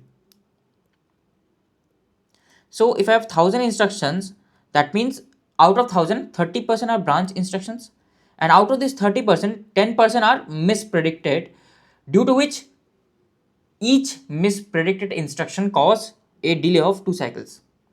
So then this many number of mispredicted will cause this into 2. Okay, simple calculation. So total number of cycles, what do we get? Total number of cycles, this will be 200 plus 1993 plus this will be 0.1, this will be 0.3, so this will be 13 to 2 60. So this will be almost around 1253. Okay, so this will be the number of cycles. Now for calculating speed up, what is the speed up formula? Speed up formula is the, like, because 12 stage will have better performance, so it will be the denominator will be t execution of 1000 instructions for 12 stage,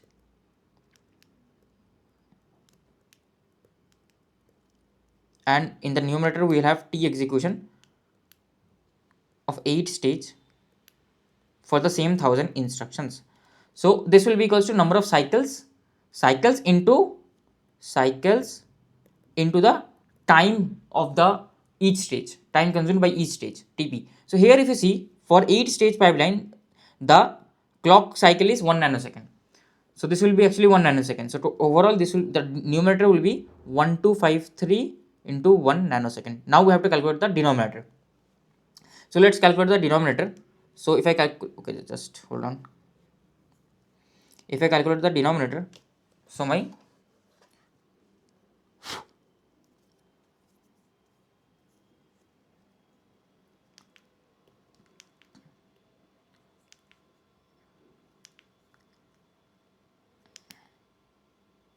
T execution of 12 stage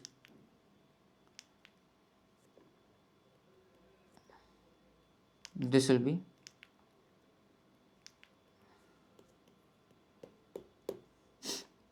first of all we have to calculate how many like stalls we have. Per 10 instructions we have 3 stalls. So for 1000 instructions we will have 3 into, so it will be basically 3 by 10 into 1000, something like that, right? So it will be 100 stalls. So these are the number of stalls, not 100, sorry, 300 stalls, plus how much time it will take me for the 12 stage pipeline. It will take me 1000 plus 12 minus 1. Okay, now let's calculate the branch misprediction. Again we have a branch misprediction, and in case of misprediction for the 12 stage, our penalty is 4 cycles, not 2 cycles, it is 4 cycles. So it will be total 1000 instructions I have, 30% are branch, out of those 10% are mispredicted, and each mispredicted branch instruction causes a stall cycle of penalty of 4 cycles. So overall this many number of instructions will cause this multiplied by 4. So this will be equals to, this will be 300 plus 1011. Okay, I made a mistake here, I guess. Okay, sorry, one very small mistake I made. This will be 1007 actually, sorry. So this will be 67, this will be 67, I'm sorry. Yeah, so this will be 1011 plus this will be 10 into 330 into 4, so 120. So this will be 1431. Okay, 1131, this many cycles. But what is the T execute? T execute is different, because if you see that the duration is lower, it is 0.75 nanoseconds. So my speed up, right, they have asked the speed up, so speed up will be 1267 nanoseconds divided by 1431 cycles into 0.75 nanoseconds. So this roughly, I will just quickly calculate this value. This will be 1267 divided by 1431 divided by 0.75. This comes out to be 1.18. Okay, roughly this comes out to be 1.18. So this will be your answer. Speed up will be 1.18. Of course, you see this is greater than 1. That means the performance of the 12 stage pipeline will be better than the 8 stage pipeline. Now it is not necessarily always the case. Sometimes 8 stage will be better. Sometimes 12 stage will be better. It depends. Okay. In this case, the 12 stage is better. So this will be your answer for the question. Let's solve this question. Interpret the IEEE 754 single precision floating point number. Okay. So here I observe that my exponent bits are all zeros and my sign bit is 1. So it is negative number, or like exponent bit is 0 and sign bit is 1. So what is it? So let us see the special cases. So this I have taught in my video. You can go through that video. In that video I have explained that if exponent is 0 and mantissa is 0, then it is actually represented as 0 only. If exponent is all ones, then it is represented either plus minus infinity. If exponent is all ones and mantissa is not equals to 0, okay, here it was 0. If it is not equal to 0, then it is not a number. But actually this category does not come under any any of the special numbers, right? So my exponent is 0. So if my exponent is 0, either it can be 0 or it will be very small number. So in our case, actually it is a very small number, very close to 0. Why? Because exponent is all 0, correct? So basically I will multiply, if exponent is 0, so I will multiply 0 minus the bias, that is 127. So some weird number is there with 1.m mantissa and negative number is there sign, okay, and I'm multiplying 2 raised to power minus 127. So this is a very very small number, right? Very very small number. 2 raised to power minus 127 will be very very small, very close to 0. So here the answer will be very close to 0. So like I have already told you what are the special cases. It does not lie in any one of the special cases. So option C will be correct answer in this question.